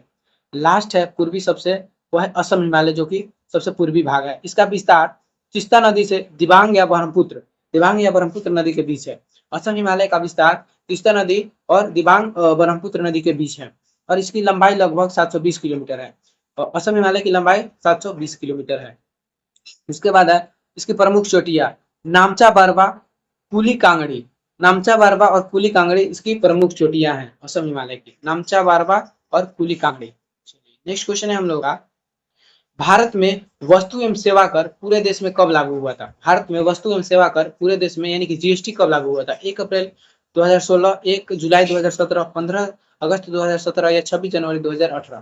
तो देखिए आप सभी को पता होगा जीएसटी जो लागू हुआ था पूरे देश में 1 जुलाई 2017 को लागू हुआ था। 1 जुलाई 2017 को लागू हुआ था। उसके बाद देखिए यहाँ पर 1 जुलाई 2017 को लागू हुआ था, यही चीज है। अब देखिए जीएसटी दिवस, हर साल 1 जुलाई को जीएसटी दिवस पूरे भारत में मनाया जाता है, ठीक ना। अब देखिए जीएसटी के लिए कौन सा संशोधन किया गया था? तो 101वां संविधान संशोधन अधिनियम 2016 के द्वारा इसे संविधान में जोड़ा गया था। 101वां संविधान संशोधन द्वारा इसे लागू किया गया था। और देखिए यह अधिनियम 2016 में ही आया था, ठीक ना, भले ही यह 2017 में लागू हुआ था। और संसद में पेश किया गया था 122वां संविधान संशोधन विधेयक। यह जो विधेयक था, विधेयक संख्या 122वां था, और यह जब कानून बना था वो जिसे कि अधिनियम, जो विधेयक मान लीजिए जो संसद में पहले कोई भी कानून पेश होता है तो वो विधेयक कहलाता है। अब जब वो कानून पास हो जाता है तो वो क्या अधिनियम कहने लगता है, यानी कि कानून कहलाने लगता है, ठीक ना। तो ये विधेयक था 122वां, लेकिन अधिनियम बना ये 101वां। अब देखिए अनुच्छेद 346 के ए जो कि जीएसटी से संबंधित है, यह संसद और राज्य विधान सभाओं को वस्तु एवं सेवा कर से के संबंध में कानून बनाने की समवर्ती शक्ति प्रदान करता है। अनुच्छेद 246 ए क्या करता है? तो संसद और राज्य विधानसभाओं को वस्तु एवं सेवा कर यानी कि जीएसटी के संबंध में कानून बनाने की समवर्ती शक्ति प्रदान करता है। उसके बाद देखिए जीएसटी परिषद जो कि अनुच्छेद इसका 279 के ए में प्रावधान है जीएसटी परिषद का। इसमें राष्ट्रपति द्वारा इस परिषद का गठन किया गया है। राष्ट्रपति द्वारा जीएसटी परिषद का गठन किया गया है, जो जीएसटी की दरों और नियमों को तय करने वाली मुख्य संस्था है। जीएसटी के दरों और नियमों को तय करने वाली मुख्य संस्था है जीएसटी परिषद। देखिए अब पूछता है कि सर्वप्रथम जीएसटी लागू करने वाला देश कौन था? तो फ्रांस था, जब जो कि ये 1954 में ही जीएसटी लागू कर दिया था। 1954 में ही फ्रांस ने जीएसटी लागू कर दिया था। और भारत का जो जीएसटी मॉडल है ये कनाडा मॉडल पर आधारित है, ठीक ना। भारत का जो जीएसटी मॉडल है ये कनाडा मॉडल पर आधारित है। जीएसटी लागू करने वाला पहला भारतीय राज्य असम है। जीएसटी लागू करने वाला पहला भारतीय राज्य असम है, ध्यान रखिएगा। उसके बाद है जीएसटी मुख्य रूप से 3 भागों में विभाजित है। जीएसटी मुख्य रूप से 3 भागों में विभाजित है। देखिए सीजीएसटी, एसजीएसटी और आईजीएसटी। सीजीएसटी केंद्र सरकार द्वारा अंतर्राज्यीय बिक्री पर वसूला जाता है। सीजीएसटी यानी कि सेंट्रल जीएसटी केंद्र सरकार द्वारा अंतर्राज्यीय बिक्री पर वसूला जाता है। एसजीएसटी ये राज्य सरकार द्वारा राज्य के भीतर बिक्री पर वसूला जाता है। राज्य के भीतर बिक्री पर वसूला जाता है एसजीएसटी यानी कि स्टेट जीएसटी। आईजीएसटी जिसे कि इंटीग्रेटेड जीएसटी कहा जाता है, इंटीग्रेटेड जीएसटी कहा जाता है। दो राज्यों के बीच होने वाले व्यापार और आयात पर केंद्र द्वारा वसूला जाता है। यानी कि जब दो राज्यों में व्यापार और आयात होता है तो केंद्र द्वारा ये जीएसटी वसूला जाता है, जिसे बाद में केंद्र और राज्यों में साझा किया जाता है, ठीक ना। ये आईजीएसटी जो है ये बाद में केंद्र और राज्य दोनों में ये विभाजित हो जाता है। और यह अनुच्छेद 269 के ए में है। ये प्रावधान जो है 269 के ए में है आईजीएसटी वाला। चलिए नेक्स्ट क्वेश्चन हम लोग का है, किसी राष्ट्र की राष्ट्रीय आय वास्तव में क्या होती है? किसी राष्ट्र की राष्ट्रीय आय वास्तव में क्या होती है? सरकार की वार्षिक राजस्व या साधन लागत पर शुद्ध राष्ट्रीय उत्पाद या कुल निर्यात मूल्य या फिर देश से सभी नागरिकों की कुल संपत्ति। तो बताइए किसी राष्ट्र की राष्ट्रीय आय आप लोग समझते हैं ना, राष्ट्रीय आय ये वास्तव में होती क्या है? क्या यह सरकार का वार्षिक राजस्व है? क्या यह साधन लागत पर शुद्ध राष्ट्रीय उत्पाद है? या फिर कुल निर्यात मूल्य है? या देशों के सभी नागरिकों की कुल संपत्ति है? देखिए इसका सही आंसर जो होगा ये साधन लागत पर शुद्ध राष्ट्रीय उत्पाद होता है, ठीक ना। राष्ट्रीय आय ये किसी राष्ट्र का साधन लागत पर शुद्ध राष्ट्रीय उत्पाद होता है। आइए इसको हम लोग समझते हैं। तो अर्थशास्त्र की तकनीकी भाषा में किसी देश का वास्तविक राष्ट्रीय आय उसके साधन लागत पर शुद्ध राष्ट्रीय उत्पाद यानी कि net national product at factor cost को कहा जाता है। देखिए इसमें साधन लागत क्या होता है, साधन लागत क्या होता है, ये यानी कि यह किसी वस्तु या सेवा के उत्पादन में लगने वाले वास्तविक कारक जैसे श्रम की मजदूरी, भूमि का किराया, पूंजी का ब्याज और उद्यमी का लाभ का कुल लागत होती है, और इसमें सरकार द्वारा लगाए गए टैक्स भी शामिल होते हैं और सब्सिडी को जोड़ दिया जाता है। तो देखिए यानी कि ये भारत में जो कुल शुद्ध राष्ट्रीय उत्पाद है, जितना उत्पादन होता है भारत में, उसमें उस उत्पादन में जितने भी खर्चे आते हैं उसके मजदूरी में, जिस भूमि पर इसका उत्पादन किया जाता है उसके किराया और इसमें पूंजी का ब्याज, इन सारी चीजों को उसमें जोड़ दिया जाता है, तब तो देश का क्या है कि राष्ट्रीय आय निकलता है, ठीक ना, देश का राष्ट्रीय आय निकलता है। आयु के आप लोग समझ गए होंगे। अब देखिए राष्ट्रीय आय जो कि शुरू से ही राष्ट्रीय आय का ये विवरण दिया जा रहा है। जैसे कि देखिए प्रथम औपचारिक अनुमान राष्ट्रीय आय का 1867-68 में दादा भाई नौरोजी द्वारा लगाया गया था, जो कि उन्होंने अपनी पुस्तक poverty and un British rule in India में प्रति व्यक्ति आय 20 रुपया बताई थी, और उन्होंने great old man of India के नाम से जाना जाता है। देखिए सबसे पहली बार भारत की राष्ट्रीय आय दादा भाई नौरोजी ने 1867-68 में बताया था, ठीक ना, और उन्होंने अपनी पुस्तक जो कि poverty and un British rule in India में क्या बताया था, तो भारत का राष्ट्रीय आय 20 रुपए बताई थी, भारत की प्रति व्यक्ति आय 20 रुपए बताई थी, ठीक ना। उसके बाद देखिए इनको grand old man of India के नाम से भी जाना जाता है। अब देखिए इन्होंने प्रति व्यक्ति आय 20 रुपया बताई थी, तो प्रति व्यक्ति आय निकाला कैसे जाता है, तो कुल राष्ट्रीय आय से भारत की कुल जनसंख्या से भाग देने से क्या होता है कि प्रति व्यक्ति आय निकल जाती है, ठीक ना। तो पहले राष्ट्रीय आय की गणना की जाती है, उसके बाद ही प्रति व्यक्ति आय निकलेगा। उसके बाद देखिए प्रथम वैज्ञानिक अनुमान कब लगाया गया था, तो 1931-32 में डॉक्टर बी आर के वी राव द्वारा, और इन्होंने पहली बार वैज्ञानिक और व्यवस्थित तरीके से राष्ट्रीय आय की गणना की थी। तो डॉक्टर बी राव ने 1931-32 में पहली बार वैज्ञानिक और व्यवस्थित तरीके से राष्ट्रीय आय की गणना की थी, ध्यान रखिएगा। उसके बाद स्वतंत्रता के बाद 1949 में राष्ट्रीय आय समिति के द्वारा क्या किया जाता है, तो राष्ट्रीय आय का गणना किया जाता है, और इसके अध्यक्ष प्रो पीसी महालनोबिस थे, और डॉक्टर डी आर गडगिल और डॉक्टर बी आर के वी राव इसके सदस्य थे। ये जो राष्ट्रीय आय समिति का गठन हुआ था 1949 में, पहली बार राष्ट्रीय आय की गणना ये स्वतंत्रता के बाद हुई थी राष्ट्रीय आय समिति के द्वारा। और देखिए इसके अध्यक्ष कौन थे, तो पीसी महालनोबिस थे, और इनके और सदस्य कौन थे, तो डी आर गडगिल और डॉक्टर बी आर के वी राव, ठीक ना। तो ये भी आप लोग ध्यान रखिएगा। अब देखिए वर्तमान में इसकी स्थिति क्या है, तो वर्तमान में राष्ट्रीय आय की गणना कौन करता है, तो राष्ट्रीय सांख्यिकी कार्यालय यानी कि एनएसओ द्वारा राष्ट्रीय आय की गणना की जाती है। अभी इसका कहानी क्या है, तो देखिए सीएसओ यह कार्य करता था। पहले राष्ट्रीय आय की गणना केंद्रीय सांख्यिकी संगठन, ठीक ना, केंद्रीय सांख्यिकी संगठन द्वारा, जिसे कि सीएसओ कहा जाता है, की जाती थी। लेकिन मई में सीएसओ और एनएसएसओ जो संस्था थी, इन दोनों को मर्ज करके एनएसओ बनाया गया और सांख्यिकी और कार्यक्रम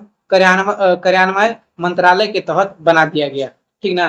तो इन दोनों को मर्ज करके एनएसओ बनाया गया, और यही अब क्या करता है कि राष्ट्रीय आय की गणना करता है एनएसओ, राष्ट्रीय सांख्यिकी कार्यालय। अब नेक्स्ट क्वेश्चन है हम लोगों का, किसी देश का आर्थिक विकास मुख्य रूप से किस पर निर्भर करता है, किसी देश का आर्थिक विकास मुख्य रूप से किस पर निर्भर करता है, प्राकृतिक संसाधन, पूंजी निर्माण और बाजार आकार पर, या मानवीय संसाधन और तकनीकी विकास पर, या उपयुक्त में से सभी।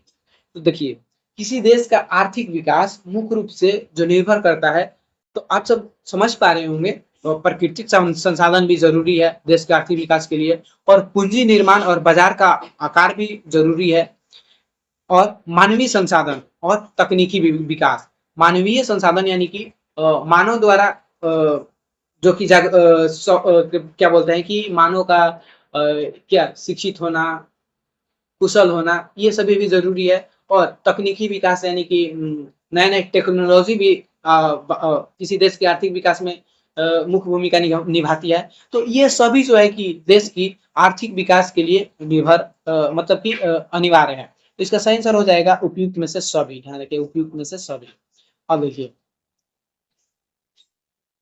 प्राकृतिक संसाधन, भूमि की उर्वरता, खनिज भंडार, नदियां, वन, अनुकूल जलवायु आर्थिक विकास के लिए बुनियादी ढांचा प्रदान करती है। देखिए, प्राकृतिक संसाधन इतना इंपॉर्टेंट है, यानी कि भूमि की उर्वरता जरूरी है। खनिज भंडार, जिस देश में रहता है उसकी आप सभी को पता ही होगा वो देश कितना विकसित होता है। नदियां, वन, अनुकूल जलवायु, ये सभी आर्थिक विकास के लिए सब जरूरी है। उसके बाद देखिए, पूंजी निर्माण और बाजार का आकार।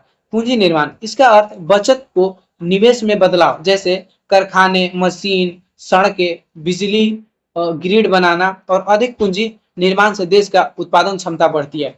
यानी कि पूंजी निर्माण कोई भी चीजें, जैसे कारखाने बनाने में, मशीन बैठाने में, सड़क बनाने में, बिजली, तो ये सब तो इसमें पूंजी लगती है, ठीक ना। लेकिन पूंजी लगती है और इससे क्या होता है कि उत्पादन क्षमता भी बढ़ती है, ठीक ना। उत्पादन, मशीन लगाने से, कारखाने लगाने से, बिजली की अगर व्यवस्था की गई तो इससे उत्पादन क्षमता में भी वृद्धि होती है।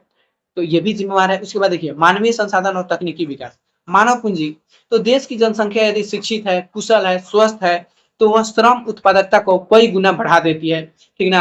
और अर्थशास्त्री अमर्त्य सेन के अनुसार मानव क्षमताओं का विकास ही वास्तविक आर्थिक विकास है। देखिए, अर्थशास्त्री जो अमर्त्य सेन है, उन्होंने कहा था कि मानव क्षमताओं का विकास ही वास्तविक आर्थिक विकास है, ठीक ना। उसके बाद देखिए, तकनीकी विकास क्या है, तो नई तकनीकी कम लागत और कम समय में अधिक उत्पादन करने में मदद करती है। जैसे कृषि में हरित क्रांति में या उद्योग में ऑटोमेशन, ये सभी क्या है कि तकनीक जो होती है, उत्पादन कम समय में अधिक होता है, ठीक ना। टेक्नोलॉजी क्या है, यही ना, कम समय में अधिक उत्पादन और काम को आसान बनाना, जिससे कि अधिक उत्पादन हो सके। तो ये सभी चीजें जो है ना आर्थिक विकास के लिए जरूरी है, और ये आर्थिक विकास इसी पर निर्भर है किसी देश का। ध्यान रखिएगा। अब हम लोगों का नेक्स्ट क्वेश्चन है कि प्रसिद्ध ऐतिहासिक शहर विजयवाड़ा किस नदी के किनारे बसा हुआ है। प्रसिद्ध ऐतिहासिक शहर विजयवाड़ा किस नदी के किनारे बसा है। गोदावरी नदी, कावेरी नदी, कृष्णा नदी, या फिर नर्मदा नदी।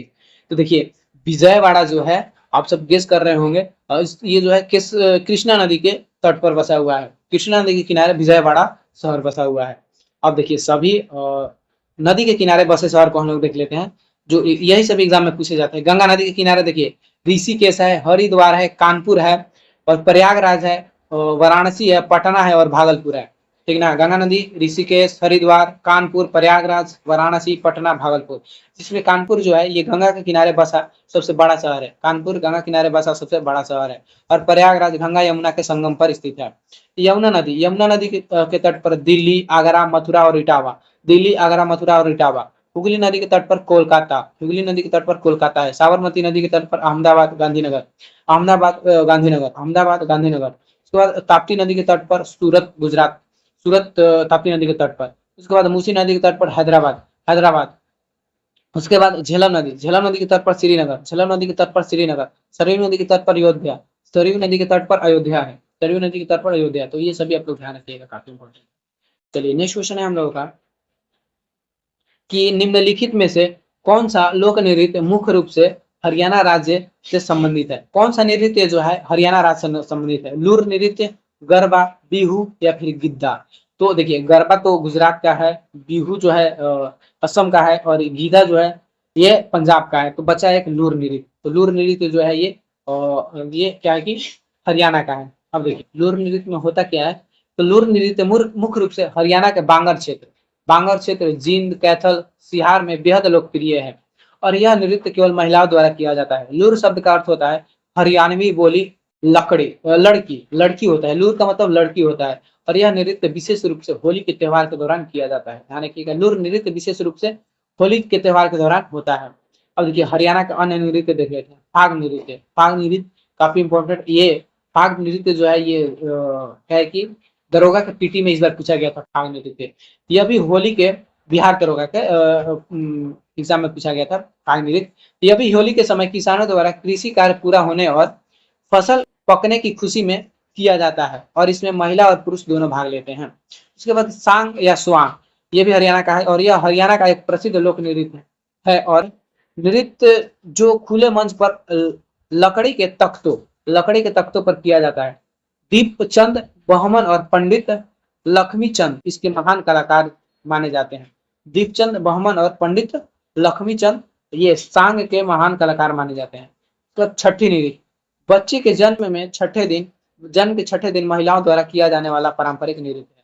इसमें उबले हुए चने बांटे जाते हैं, ठीक ना। छठी नृत्य उसके बाद है घूमर। घूमर भी इधर हरियाणा में होता है, लेकिन यह राजस्थान की सीमा से सटे हरियाणा के क्षेत्र में, जैसे हिसार महेंद्रगढ़ में महिलाओं द्वारा गोल घेरे में घूमकर यह नृत्य किया जाता है, घूमर। उसके बाद डफ, यह बसंत ऋतु के आगमन और फसल कटाई के स्वागत में डफ बजाकर पुरुषों द्वारा किया जाने वाला वीर रस प्रधान नृत्य है। वीर रस प्रधान नृत्य है डफ। ध्यान रखिएगा, पाग, सांग, छठी, घूमर, डफ ये सभी हरियाणा के नृत्य हैं। नेक्स्ट क्वेश्चन है कि भारतनाट्यम की उत्पत्ति भारत के किस राज्य में हुई थी? भारतनाट्यम की उत्पत्ति भारत के किस राज्य में हुई थी? केरल, तमिलनाडु, आंध्र प्रदेश या फिर ओडिशा? तो भारतनाट्यम आप सभी को पता है, तमिलनाडु का ये लोग शास्त्रीय नृत्य है भरतनाट्यम। अब देखिए भरतनाट्यम के बारे में आप सभी को बताते हैं। तो भरतनाट्यम की उत्पत्ति मुख्य रूप से दक्षिण भारत के तमिलनाडु राज्य के मंदिरों से हुई है। तमिलनाडु राज्य के मंदिरों से हुई है। यह भारत का सबसे पुराना शास्त्रीय नृत्य माना जाता है। यह भारत का सबसे पुराना शास्त्रीय नृत्य माना जाता है। इसका इतिहास 2000 वर्ष से भी अधिक पुराना है। भारतनाट्यम के सिद्धांत मुख्य रूप से भरत मुनि के नाट्य शास्त्र और नंदिकेश्वर के अभिनय दर्पण पर आधारित है। यह किस पर आधारित है? तो भरतनाट्यम के सिद्धांत मुख्य रूप से भरत मुनि के जो पुस्तक नाट्य शास्त्र है और नंदिकेश्वर के अभिनय दर्पण इस पर आधारित है। और काल में इस नृत्य का को सिधर या दासी अट्टम भी कहा जाता है। सधीर या दासी अट्टम भी इसको कहा जाता है, ध्यान रखिएगा भरतनाट्यम को। उसके बाद देखिए इससे संबंधित कलाकार जो कि परीक्षाओं के लिए काफी इंपॉर्टेंट है। यामिनी कृष्ण मूर्ति यह भरतनाट्यम और कुचिपुड़ी दोनों के लिए प्रसिद्ध है। यामिनी कृष्ण मूर्ति, ध्यान रखिएगा, यामिनी कृष्ण मूर्ति। मृणालिनी साराभाई, पद्मा सुब्रमण्यम इनको हाल ही में संगीत नाटक अकादमी फेलोशिप और राष्ट्रीय पुरस्कार के कारण मतलब कि इनको दिया गया है, ठीक ना। संगीत नाटक अकादमी पुरस्कार इनको दिया गया है, पद्मा सुब्रमण्यम को। उसके बाद सोनल मानसी, टी बाला सरस्वती, सोनल मानसी, ये सभी भरतनाट्यम के प्रसिद्ध कलाकार हैं। उसके बाद देखिए शास्त्रीय नृत्य, उससे संबंधित राज और तथ्य। तो अभी और जो सभी शास्त्रीय नृत्य हैं उनके बारे में हम लोग जानते हैं। भरतनाट्यम के तो बारे में हम लोग जाने। कथकली यह केरल का शास्त्रीय नृत्य है। पुरुष प्रधान, चेहरे के गहरे रंग और हाव भाव के लिए प्रसिद्ध है। यह पुरुष प्रधान नृत्य है और चेहरे पर इसकी गहरे रंग से कलाकारी की जाती है, ठीक ना। मोहिनीअट्टम, और ये इसमें चेहरे के हाव भाव से ही नृत्य किया जाता है। मोहिनीअट्टम यह भी केरल का ही शास्त्रीय नृत्य है। तो इसमें लास्य भाव प्रधान है, केवल महिलाओं द्वारा किया जाता है। मोहिनीअट्टम केवल महिलाओं द्वारा किया जाता है। कुचिपुड़ी आंध्र प्रदेश का लोक नृत्य है कुचिपुड़ी, और यह पीतल की थाली और मटके का संतुलन इसमें बनाया जाता है, ठीक ना। कुचिपुड़ी नृत्य में ये आंध्र प्रदेश की है। उसके बाद है ओडिसी जो है उड़ीसा का लोक नृत्य है। उड़ीसा का लोक नृत्य है, और यह त्रिभंग मुद्रा और जगन्नाथ संस्कृति से प्रेरित है। त्रिभंग मुद्रा और जगन्नाथ संस्कृति से प्रेरित है ओडिसी। कथक यह उत्तर प्रदेश और उत्तर भारत की शास्त्रीय नृत्य है। उत्तर प्रदेश और उत्तर भारत की शास्त्रीय नृत्य है। घुंघरुओं की जुगलबंदियों और चक्कर के लिए यह प्रसिद्ध है। घुंघरुओं की जुगलबंदी और चक्कर के लिए यह प्रसिद्ध है कथक नृत्य। सत्रिया यह असम का शास्त्रीय नृत्य है और सबसे नया शास्त्रीय नृत्य इसको माना जाता है। वर्ष 2000 में ये शास्त्रीय नृत्य के ये शास्त्रीय नृत्य में शामिल हुआ था वर्ष 2000 में। संत शंकरदेव द्वारा ये शुरू किया गया था। शास्त्रीय नृत्य संत शंकरदेव द्वारा शुरू किया गया था। मणिपुरी यह मणिपुर का शास्त्रीय नृत्य है। राधा कृष्ण की रासलीला पर यह आधारित है। मणिपुरी राधा कृष्ण की रासलीला पर आधारित है, ध्यान रखिएगा। नेक्स्ट क्वेश्चन है हम लोगों का, भील जनजाति मुख्य रूप से भारत के किस क्षेत्र या भाग में निवास करती है? भील जनजाति मुख्य रूप से भारत के किस क्षेत्र या भाग में निवास करती है? उत्तर पूर्वी भारत, पश्चिमी और मध्य भारत, दक्षिण भारत के तटीय क्षेत्र या फिर हिमालय क्षेत्र? बताइए भील जनजाति जो है ये किस क्षेत्र में निवास करती है भारत के? तब सभी को बता तो ये पश्चिम और मध्य भारत में निवास करती है। भील जनजाति पश्चिमी और मध्य भारत में ये निवास करती है। जैसे देखिए भील जनजाति मुख्य रूप से भारत के पश्चिमी और मध्य क्षेत्र में पाई जाती है। इसका भौगोलिक विस्तार मुख्य रूप से 4 राज्य में फैला हुआ है, राजस्थान, गुजरात, मध्य प्रदेश और महाराष्ट्र। ठीक है ना, देखिए भील जनजाति भारत के 4 राज्य राजस्थान, गुजरात, मध्य प्रदेश और महाराष्ट्र में निवास करते हैं। जनसंख्या देखिए 2011 की जनगणना के अनुसार भील भारत का सबसे बड़ा जनजातीय समूह है, जिसे गोंड जनजाति को पीछे छोड़ दिया। यानी कि पहले गोंड सबसे नंबर 1 पे था, लेकिन 2011 की जनगणना के अनुसार भील जनजाति जो है कि सबसे बड़ी जनजाति बन गई है भारत की। इसका देखिए अभी सभी जनजाति के बारे में हम लोग जान लेते हैं। भील जो है ये मध्य प्रदेश, गुजरात और राजस्थान में है और यह भारत का सबसे बड़ा जनजाति है। अब देखिए गोंड, गोंड ये छत्तीसगढ़, मध्य प्रदेश, उड़ीसा और आंध्र प्रदेश, गोंड जनजाति छत्तीसगढ़, मध्य प्रदेश, उड़ीसा और आंध्र प्रदेश में निवास करती है और यह भारत का दूसरा सबसे बड़ा जनजाति समूह है और झूम खेती के लिए यह प्रसिद्ध है। यानी कि झूम खेती गोंड जनजाति द्वारा किया जाता है। संथाल, संथाल जनजाति झारखंड, पश्चिम बंगाल और बिहार में निवास करते हैं। संथाल जनजाति झारखंड, पश्चिम बंगाल और बिहार में निवास करते हैं। 1855 का प्रसिद्ध संथाल विद्रोह संथाल जनजाति द्वारा ही किया गया था और इसका नेतृत्व सिंधु और कान्हू द्वारा किया गया था। ठीक ना, संथाल विद्रोह का नेतृत्व कौन किया था? तो सिंधु और कान्हू। ठीक ना, 1855 में संथाल विद्रोह हुआ था, ध्यान रखिएगा। टोडा, टोडा जनजाति तमिलनाडु के नीलगिरी पहाड़ी पर निवास करती है। टोडा जनजाति तमिलनाडु के नीलगिरी पहाड़ी पर निवास करती है और यह पशुपालक जनजाति बहुपति विवाह प्रथा के लिए प्रसिद्ध है। यानी कि यह एक पशुपालक जनजाति है, यानी लोग पशु को पालते हैं। और बहुपति यानी कि एक औरत की कई पति रहते हैं टोडा जनजाति में। ठीक है ना, उसके बाद जरवा और सेंटिनली, जरवा और सेंटिनली जनजाति ये अंडमान और निकोबार द्वीप समूह में निवास करती है और यह अत्यंत प्राचीन और संकटापन्न जनजाति है। ठीक ना, यह अत्यंत प्राचीन जनजाति इसको माना जाता है जरवा। और यह संकट यानी कि इन लोगों पर क्या है कि खत्म होने का संकट है, वहां पे कुछ कारण है।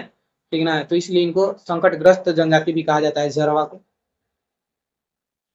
नेक्स्ट क्वेश्चन हम लोग का है कि विद्युत चुंबकीय स्पेक्ट्रम में किस तरंग के पास सबसे ऊंचा ऊर्जा स्तर और सबसे छोटा तरंग दैर्घ्य होता है? विद्युत चुंबकीय स्पेक्ट्रम में किस तरंग, बताना है वह कौन सा तरंग है जिसके पास उच्च ऊर्जा स्तर होता है लेकिन सबसे छोटा तरंग दैर्घ्य होता है? रेडियो तरंग, अवरक्त किरणें या फिर गामा किरणें या फिर पराबैंगनी किरणें।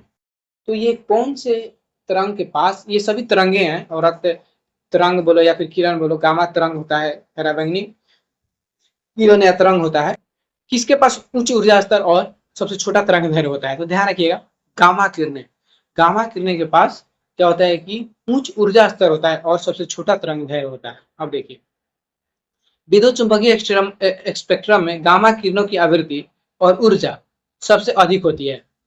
आवृत्ति और ऊर्जा सबसे अधिक किसकी होती है? गामा किरणें की। ध्यान रखिए आवृत्ति और ऊर्जा गामा किरणें की सबसे अधिक होती है, जबकि इसका तरंगदैर्घ्य सबसे छोटा यानी कि कम होता है। ठीक ना, ध्यान रखिएगा गामा किरणें की आवृत्ति और ऊर्जा सबसे अधिक होती है। ये क्वेश्चन बनता है, ठीक ना, पूछेगा कि आवृत्ति किस तरंग का सबसे अधिक होती है, तो गामा किरणें का ध्यान रखिएगा।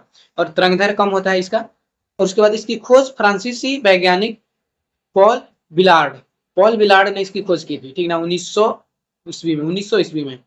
बाद में रदरफोर्ड ने इसे गामा किरण नाम दिया था। ठीक ना, इस किरण की खोज कौन किया था? पॉल बिलार्ड, और नाम दिया था गामा किरण रदरफोर्ड ने। अब देखिए रेडियो तरंग के बारे में जान लेते हैं। ये सबसे निचला ऊर्जा स्तर यानी कि सबसे कम ऊर्जा स्तर इसका होता है रेडियो तरंग का। देखिए इनका तरंगदैर्घ्य सबसे लंबा होता है। इसका देखिए इससे ये समझ रहे हैं कि जैसे कि गामा तरंग का तरंगदैर्घ्य सबसे कम था तो उसका ऊर्जा स्तर और आवृत्ति सबसे अधिक था, और ये रेडियो तरंग का तरंगदैर्घ्य सबसे लंबा है तो इसका ऊर्जा स्तर और आवृत्ति सबसे कम बताई जा रही है। ऐसे भी समझने में आसानी होगी। इनका उपयोग रडार, जैसे रडार, मोबाइल नेटवर्क, टेलीविजन और रेडियो संचार में किया जाता है। रेडियो तरंग का उपयोग किसमें किया जाता है? तो रडार, मोबाइल नेटवर्क, टेलीविजन और रेडियो संचार में।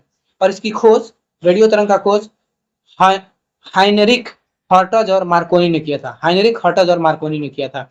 उसके बाद अवरक्त किरणें, अवरक्त किरणें इसे ऊष्मीय तरंग भी कहा जाता है।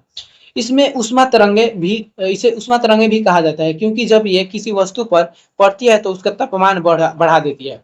अवरक्त किरणें किसी वस्तु पर पड़ती है तो क्या करती है? उसका तापमान बढ़ा देती है। देखिए इसका उपयोग टीवी रिमोट कंट्रोल में, रात में देखने वाले कैमरे में और कोहरे में फोटोग्राफी करने के लिए किया जाता है। अवरक्त तरंगे का उपयोग कहाँ किया जाता है? तो टीवी रिमोट कंट्रोल में, उसके बाद रात में देखने वाले कैमरों में, उसके बाद कोहरे में फोटोग्राफी करने के लिए किया जाता है। और इसकी खोज विलियम हर्शल ने किया था, और रक्त किरणें की खोज विलियम हर्शल ने किया था। उसके बाद है परावैंगनी किरण। परावैंगनी किरण, इसकी ऊर्जा दृश्य प्रकाश से अधिक लेकिन एक्स एक्स किरण जो है और गामा किरण से कम होती है। इसकी ऊर्जा जो है एक्सरे और गामा रे से कम होती है। और इसकी खोज जोहान विल्हेम रिटर ने किया था। इसकी खोज जोहान विल्हेम रिटर ने किया था। और सूर्य से आने वाली हानिकारक यूवी किरणें को पृथ्वी के वायुमंडल में स्थित ओजोन परत अवशोषित कर लेती है। इसका उपयोग वाटर प्यूरिफायर कीटाणुओं को मारने में किया जाता है। वाटर प्यूरिफायर में कीटाणुओं को मारने में किया जाता है। किसका? तो पैरावैंगनी किरण का। पैरावैंगनी किरण का ध्यान रखिएगा। तो ये जो चारक किरणों हम लोग पढ़े, गामा किरण, रेडियो तरंगे, उसके बाद था रक्त किरण, उसके बाद ये पैरावैंगनी किरण, ये सभी इंपॉर्टेंट है, ठीक है। इससे साइंस में बहुत सारे प्रश्न बनते हैं, तो इसको आप लोग ध्यान रखिएगा। चलिए नेक्स्ट क्वेश्चन है हम लोगों का, जब श्वेत प्रकाश एक कांच के प्रिज्म से गुजरता है तो किस रंग का प्रकाश सबसे अधिक अपवर्तित होता है? जब श्वेत प्रकाश एक कांच के प्रिज्म से गुजरता है तो किस रंग का प्रकाश सबसे अधिक अपवर्तित होता है? लाल रंग, पीला रंग, हरा रंग या बैंगनी रंग? तो आप सभी को पता ही है, जब श्वेत प्रकाश को किसी प्रिज्म से गुजारा जाता है, किसी प्रिज्म से गुजारा जाता है, तो ये 7 रंगों में विभक्त होता है, ठीक ना। 7 रंगों में, 7 रंगों में ये विभक्त होता है। कितना हुआ? 5, 6 और ये 7। तो जो सबसे अधिक इधर सबसे अधिक विचलित होता है वो है कौन? बैगनी किरण, ठीक ना। सबसे अधिक बैगनी किरण, सबसे नीचे वाला, ये वाला, ठीक ना, ये वाला जो है ये बैगनी किरण है, ये सबसे अधिक विचलित होता है, ध्यान रखिएगा। इसका सही आंसर हो जाएगा क्या? सही आंसर हो जाएगा इसका बैगनी रंग। बैगनी रंग इसका सही आंसर हो जाएगा, ध्यान रखिएगा। इसके बाद है, जब सूर्य जब सूर्य का श्वेत प्रकाश एक कांच के प्रिज्म से होकर गुजरता है तो वह अपने 7 अवयवी रंगों में विभाजित हो जाता है, जैसे कि मैंने बताया। इस प्रक्रिया में बैंगनी रंग का प्रकाश अपने मार्ग से सबसे अधिक अपवर्तित यानी कि विचलित होता है, जिसके कारण यह स्पेक्ट्रम में सबसे नीचे दिखाई देता है। इसका तरंगदैर्घ्य सबसे छोटा होता है। बैंगनी किरण का सबसे तरंगदैर्घ्य, बैगनी रंग का सबसे तरंगदैर्घ्य जो होता है सबसे छोटा होता है, इसलिए कांच में कांच में इसका अपवर्तन सबसे अधिक होता है। कांच में इसका सबसे अपवर्तन सबसे अधिक होता है, जिसके कारण इसका विचलन सबसे अधिक होता है। तो देखिए, इसका तरंगदैर्घ्य कम होता है, बाकी सभी अधिक होता है, अपवर्तनांक अधिक होता है, विचलन अधिक होता है। लाल रंग, वही लाल रंग जो सबसे ऊपर होता है, इसका तरंगदैर्घ्य सबसे अधिक होता है, इसका तरंगदैर्घ्य सबसे अधिक होता है, इसलिए कांच में इसका अपवर्तनांक सबसे कम होता है, जिसके कारण इसका विचलन सबसे कम होता है और स्पेक्ट्रम में ये सबसे ऊपर होता है। तो देखिए, बैंगनी और लाल रंग में डिफरेंस समझिएगा। तो बैंगनी का तरंगदैर्घ्य सबसे कम होता है और लाल का तरंगदैर्घ्य सबसे अधिक होता है, ठीक ना।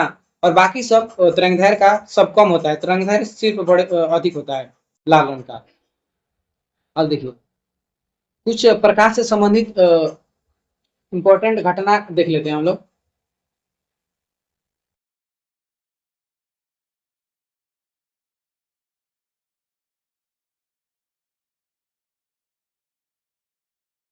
देखिए, प्रकाश का विक्षेपण, श्वेत प्रकाश का अपने अवयवी रंगों में टूटने की इस घटना को प्रकाश का विक्षेपण कहते हैं। और इसकी खोज सर्वप्रथम सर आइजैक न्यूटन ने 1666 में किया था। कब किया था? 1666 में किया था, प्रकाश का वर्ण विक्षेपण का। जो ये श्वेत प्रकाश 7 रंगों में विभाजित होता है, इसकी खोज कौन किया था? आइजैक न्यूटन ने, और इसी को ही वर्ण विक्षेपण कहा जाता है। अब देखिए, इंद्रधनुष। इंद्रधनुष क्या है? तो आकाश में बनने वाले इंद्रधनुष प्रकृति में प्रकाश के विक्षेपण, अपवर्तन और पूर्ण आंतरिक परिवर्तन का सबसे बेहतरीन उदाहरण है। तो देखिए, इंद्रधनुष में विक्षेपण भी होता है, अपवर्तन भी होता है और पूर्ण आंतरिक परिवर्तन भी होता है। तो ये चीज आप लोग ध्यान रखिएगा। नेक्स्ट क्वेश्चन है हम लोग का, निम्नलिखित में से कौन सा एक अनओमीय प्रतिरोध का उदाहरण है जो ओम के नियम का पालन नहीं करता है? अनओमीय प्रतिरोध कौन है जो ओम के नियम का पालन नहीं करता है? तांबे का तार, डायोड या ट्रांजिस्टर, टंगस्टन का फिलामेंट या फिर नाइक्रोम का तार? तो इनमें से कौन अनओमीय प्रतिरोध का उदाहरण है? तो ध्यान रखिएगा, अनओमीय प्रतिरोध का उदाहरण इसमें से डायोड या ट्रांजिस्टर है। क्यों है, आइए आप लोग को बताते हैं। तो ये विद्युत घटक जो ओम के नियम का पालन नहीं करते हैं, उन्हें अनओमीय युक्ति या अनओमीय प्रतिरोध कहा जाता है। तो जो ओम के नियम का पालन नहीं करता है उसे क्या कहा जाता है? अनओमीय प्रतिरोध कहा जाता है। देखिए डायोड और ट्रांजिस्टर अर्धचालक जैसे सिलिकॉन और जर्मेनियम से बने होते हैं। ये किससे बने होते हैं? तो सिलिकॉन और जर्मेनियम, जो कि यह अर्धचालक है, ठीक ना। अब देखिए ओम का नियम क्या होता है? तो नियत ताप और दाब पर किसी चालक से प्रवाहित होने वाली धारा, किसी नियत ताप और दाब पर किसी चालक से प्रवाहित होने वाली धारा आई उसके सिरों पर लगाए गए विभवांतर भी के सीधे समानुपाती होता है। यानी कि ओम का नियम का जो फॉर्मूला होता है आप सभी को पता होगा, V बराबर IR होता है। तो देखिए ओमीय चालक और अनओमीय चालक में क्या डिफरेंस है? तो इनका विभवांतर और धारा का ग्राफ हमेशा सीधा होता है। यानी कि देखिए विभवांतर और धारा, एक विभवांतर और एक धारा है, इसका जो ग्राफ होता है ये एकदम सीधा होता है। ये ओमीय चालक का उदाहरण है। लेकिन अनओमीय चालक VI यानी कि विभवांतर और धारा का ग्राफ जो होता है ये वक्र होता है, जिसका प्रतिरोध निरंतर बदलता रहता है, ठीक ना। इसका V और I का ग्राफ जो होता है ये वक्र होता है, यानी ऐसे होता है, ठीक ना। इसका प्रतिरोध बदलता रहता है, इसलिए यह इसे अनओमीय चालक कहा जाता है। तो आई होप कि आप लोग ओमीय और अनओमीय चालक को समझ गए होंगे। चलिए नेक्स्ट क्वेश्चन है हम लोग का कि मस्तिष्क का कौन सा भाग मानव शरीर में रक्तचाप और दिल की धड़कन जैसी अनैच्छिक क्रियाओं को नियंत्रित करता है? मस्तिष्क का कौन सा भाग मानव शरीर में रक्तचाप और दिल की धड़कन जैसी अनैच्छिक क्रियाओं को नियंत्रित करता है? मस्तिष्क, परम मस्तिष्क या फिर अनुमस्तिष्क या मेडुला ऑब्लांगेटा या फिर हाइपोथैलेमस? तो देखिए मस्तिष्क का जो भाग रक्तचाप और दिल की धड़कन जैसी अनैच्छिक क्रिया जो हमारी इच्छा से नहीं होता है उसकी नियंत्रण कौन करता है? तो मेडुला ऑब्लांगेटा, मेडुला ऑब्लांगेटा। तो देखिए मेडुला ऑब्लांगेटा पश्च मस्तिष्क का सबसे निचला हिस्सा होता है, पश्च मस्तिष्क का सबसे निचला हिस्सा होता है जो रीढ़ की हड्डी से जुड़ा होता है। और यह मानव शरीर की अनैच्छिक क्रियाएं यानी वे जो हमारी इच्छा के नियंत्रण में नहीं होती का मुख्य केंद्र है। यह रक्तचाप, दिल का धड़कन, श्वसन दर, निगलने, खांसने, छींकने जैसी प्रतिवर्ती क्रियाओं को नियंत्रित करता है। यानी कि हमारे शरीर में जो अनैच्छिक क्रियाएं होती है उसको नियंत्रित करता है कौन? तो मेडुला ऑब्लांगेटा, ध्यान रखिएगा। अब देखिए परामस्तिष्क क्या करता है? तो जो हम लोग सोचते हैं या यादाश्त, तो बुद्धिमत्ता, सोचना समझना, इसका नियंत्रण कौन करता है? तो ये प्रमस्तिष्क करता है और यह सबसे बड़ा भाग है, ठीक ना। मस्तिष्क का सबसे बड़ा भाग प्रमस्तिष्क है। और उसके बाद अनुमस्तिष्क, यह शारीरिक संतुलन, चलने दौड़ने और दौड़ने का समन्वय, अनुमस्तिष्क शारीरिक संतुलन, चलने दौड़ने का समन्वय का नियंत्रण करता है। और यह शरीर का संतुलन और शराब से यह प्रभावित होता है। यानी कि जब हम लोग शराब पीते हैं तो ये प्रभावित होता है, इससे हम लोग को चलने में दौड़ने में क्या होता है कि प्रॉब्लम आती है, क्योंकि वो अनुमस्तिष्क काम नहीं करता है। इसका मेडुला ऑब्लांगेटा, इसको तो हम लोग देख लिए। अब देखिए हाइपोथैलेमस, ये भूख प्यास, शरीर का तापमान की क्रियाएं को नियंत्रित करता है। भूख प्यास, शरीर का तापमान और भावनाएं को ये नियंत्रित करता है। उसके बाद देखिए मस्तिष्क का वजन पूछेगा तो कितना होता है? मस्तिष्क का वजन लगभग 1300 से 1400 ग्राम होता है, 1300 से 1400 ग्राम होता है। ईईजी क्या है? तो मस्तिष्क की विद्युत गतिविधि को मापने के लिए इलेक्ट्रोएन्सेफेलोग्राम परीक्षण किया जाता है, ठीक ना। ईईजी ये दिमाग की जांच इसके द्वारा किया जाता है, जिसे कि ईईजी कहा जाता है। वही हृदय की जांच के लिए को क्या कहा जाता है? ईसीजी कहा जाता है। हृदय की जांच को ईसीजी और मस्तिष्क की जांच को ईईजी कहा जाता है, ध्यान रखिएगा।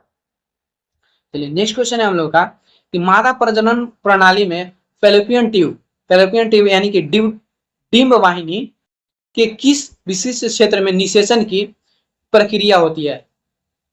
मादा प्रजनन प्रणाली में फैलोपियन ट्यूब के किस क्षेत्र में निषेचन क्रिया होता है?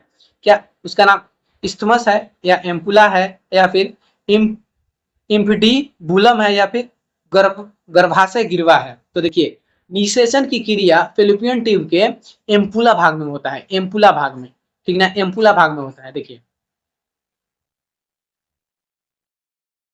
मानव मादा शरीर में निषेचन यानी अंडाणु और शुक्राणु के मिलने की वास्तविक प्रक्रिया फैलोपियन ट्यूब के एम्पुला क्षेत्र में होता है और इसी को निषेचन कहा जाता है। ध्यान देना, निषेचन यानी कि अंडाणु और शुक्राणु को मिलने की प्रक्रिया निषेचन कहलाता है और यह फेलोपियन ट्यूब के एम्पुला क्षेत्र में यह निषेचन होता है। एम्पुला फेलोपियन ट्यूब के सबसे चौड़ा और सबसे लंबा मध्य भाग होता है जो निषेचन के लिए सबसे आदर्श स्थान प्रदान करता है।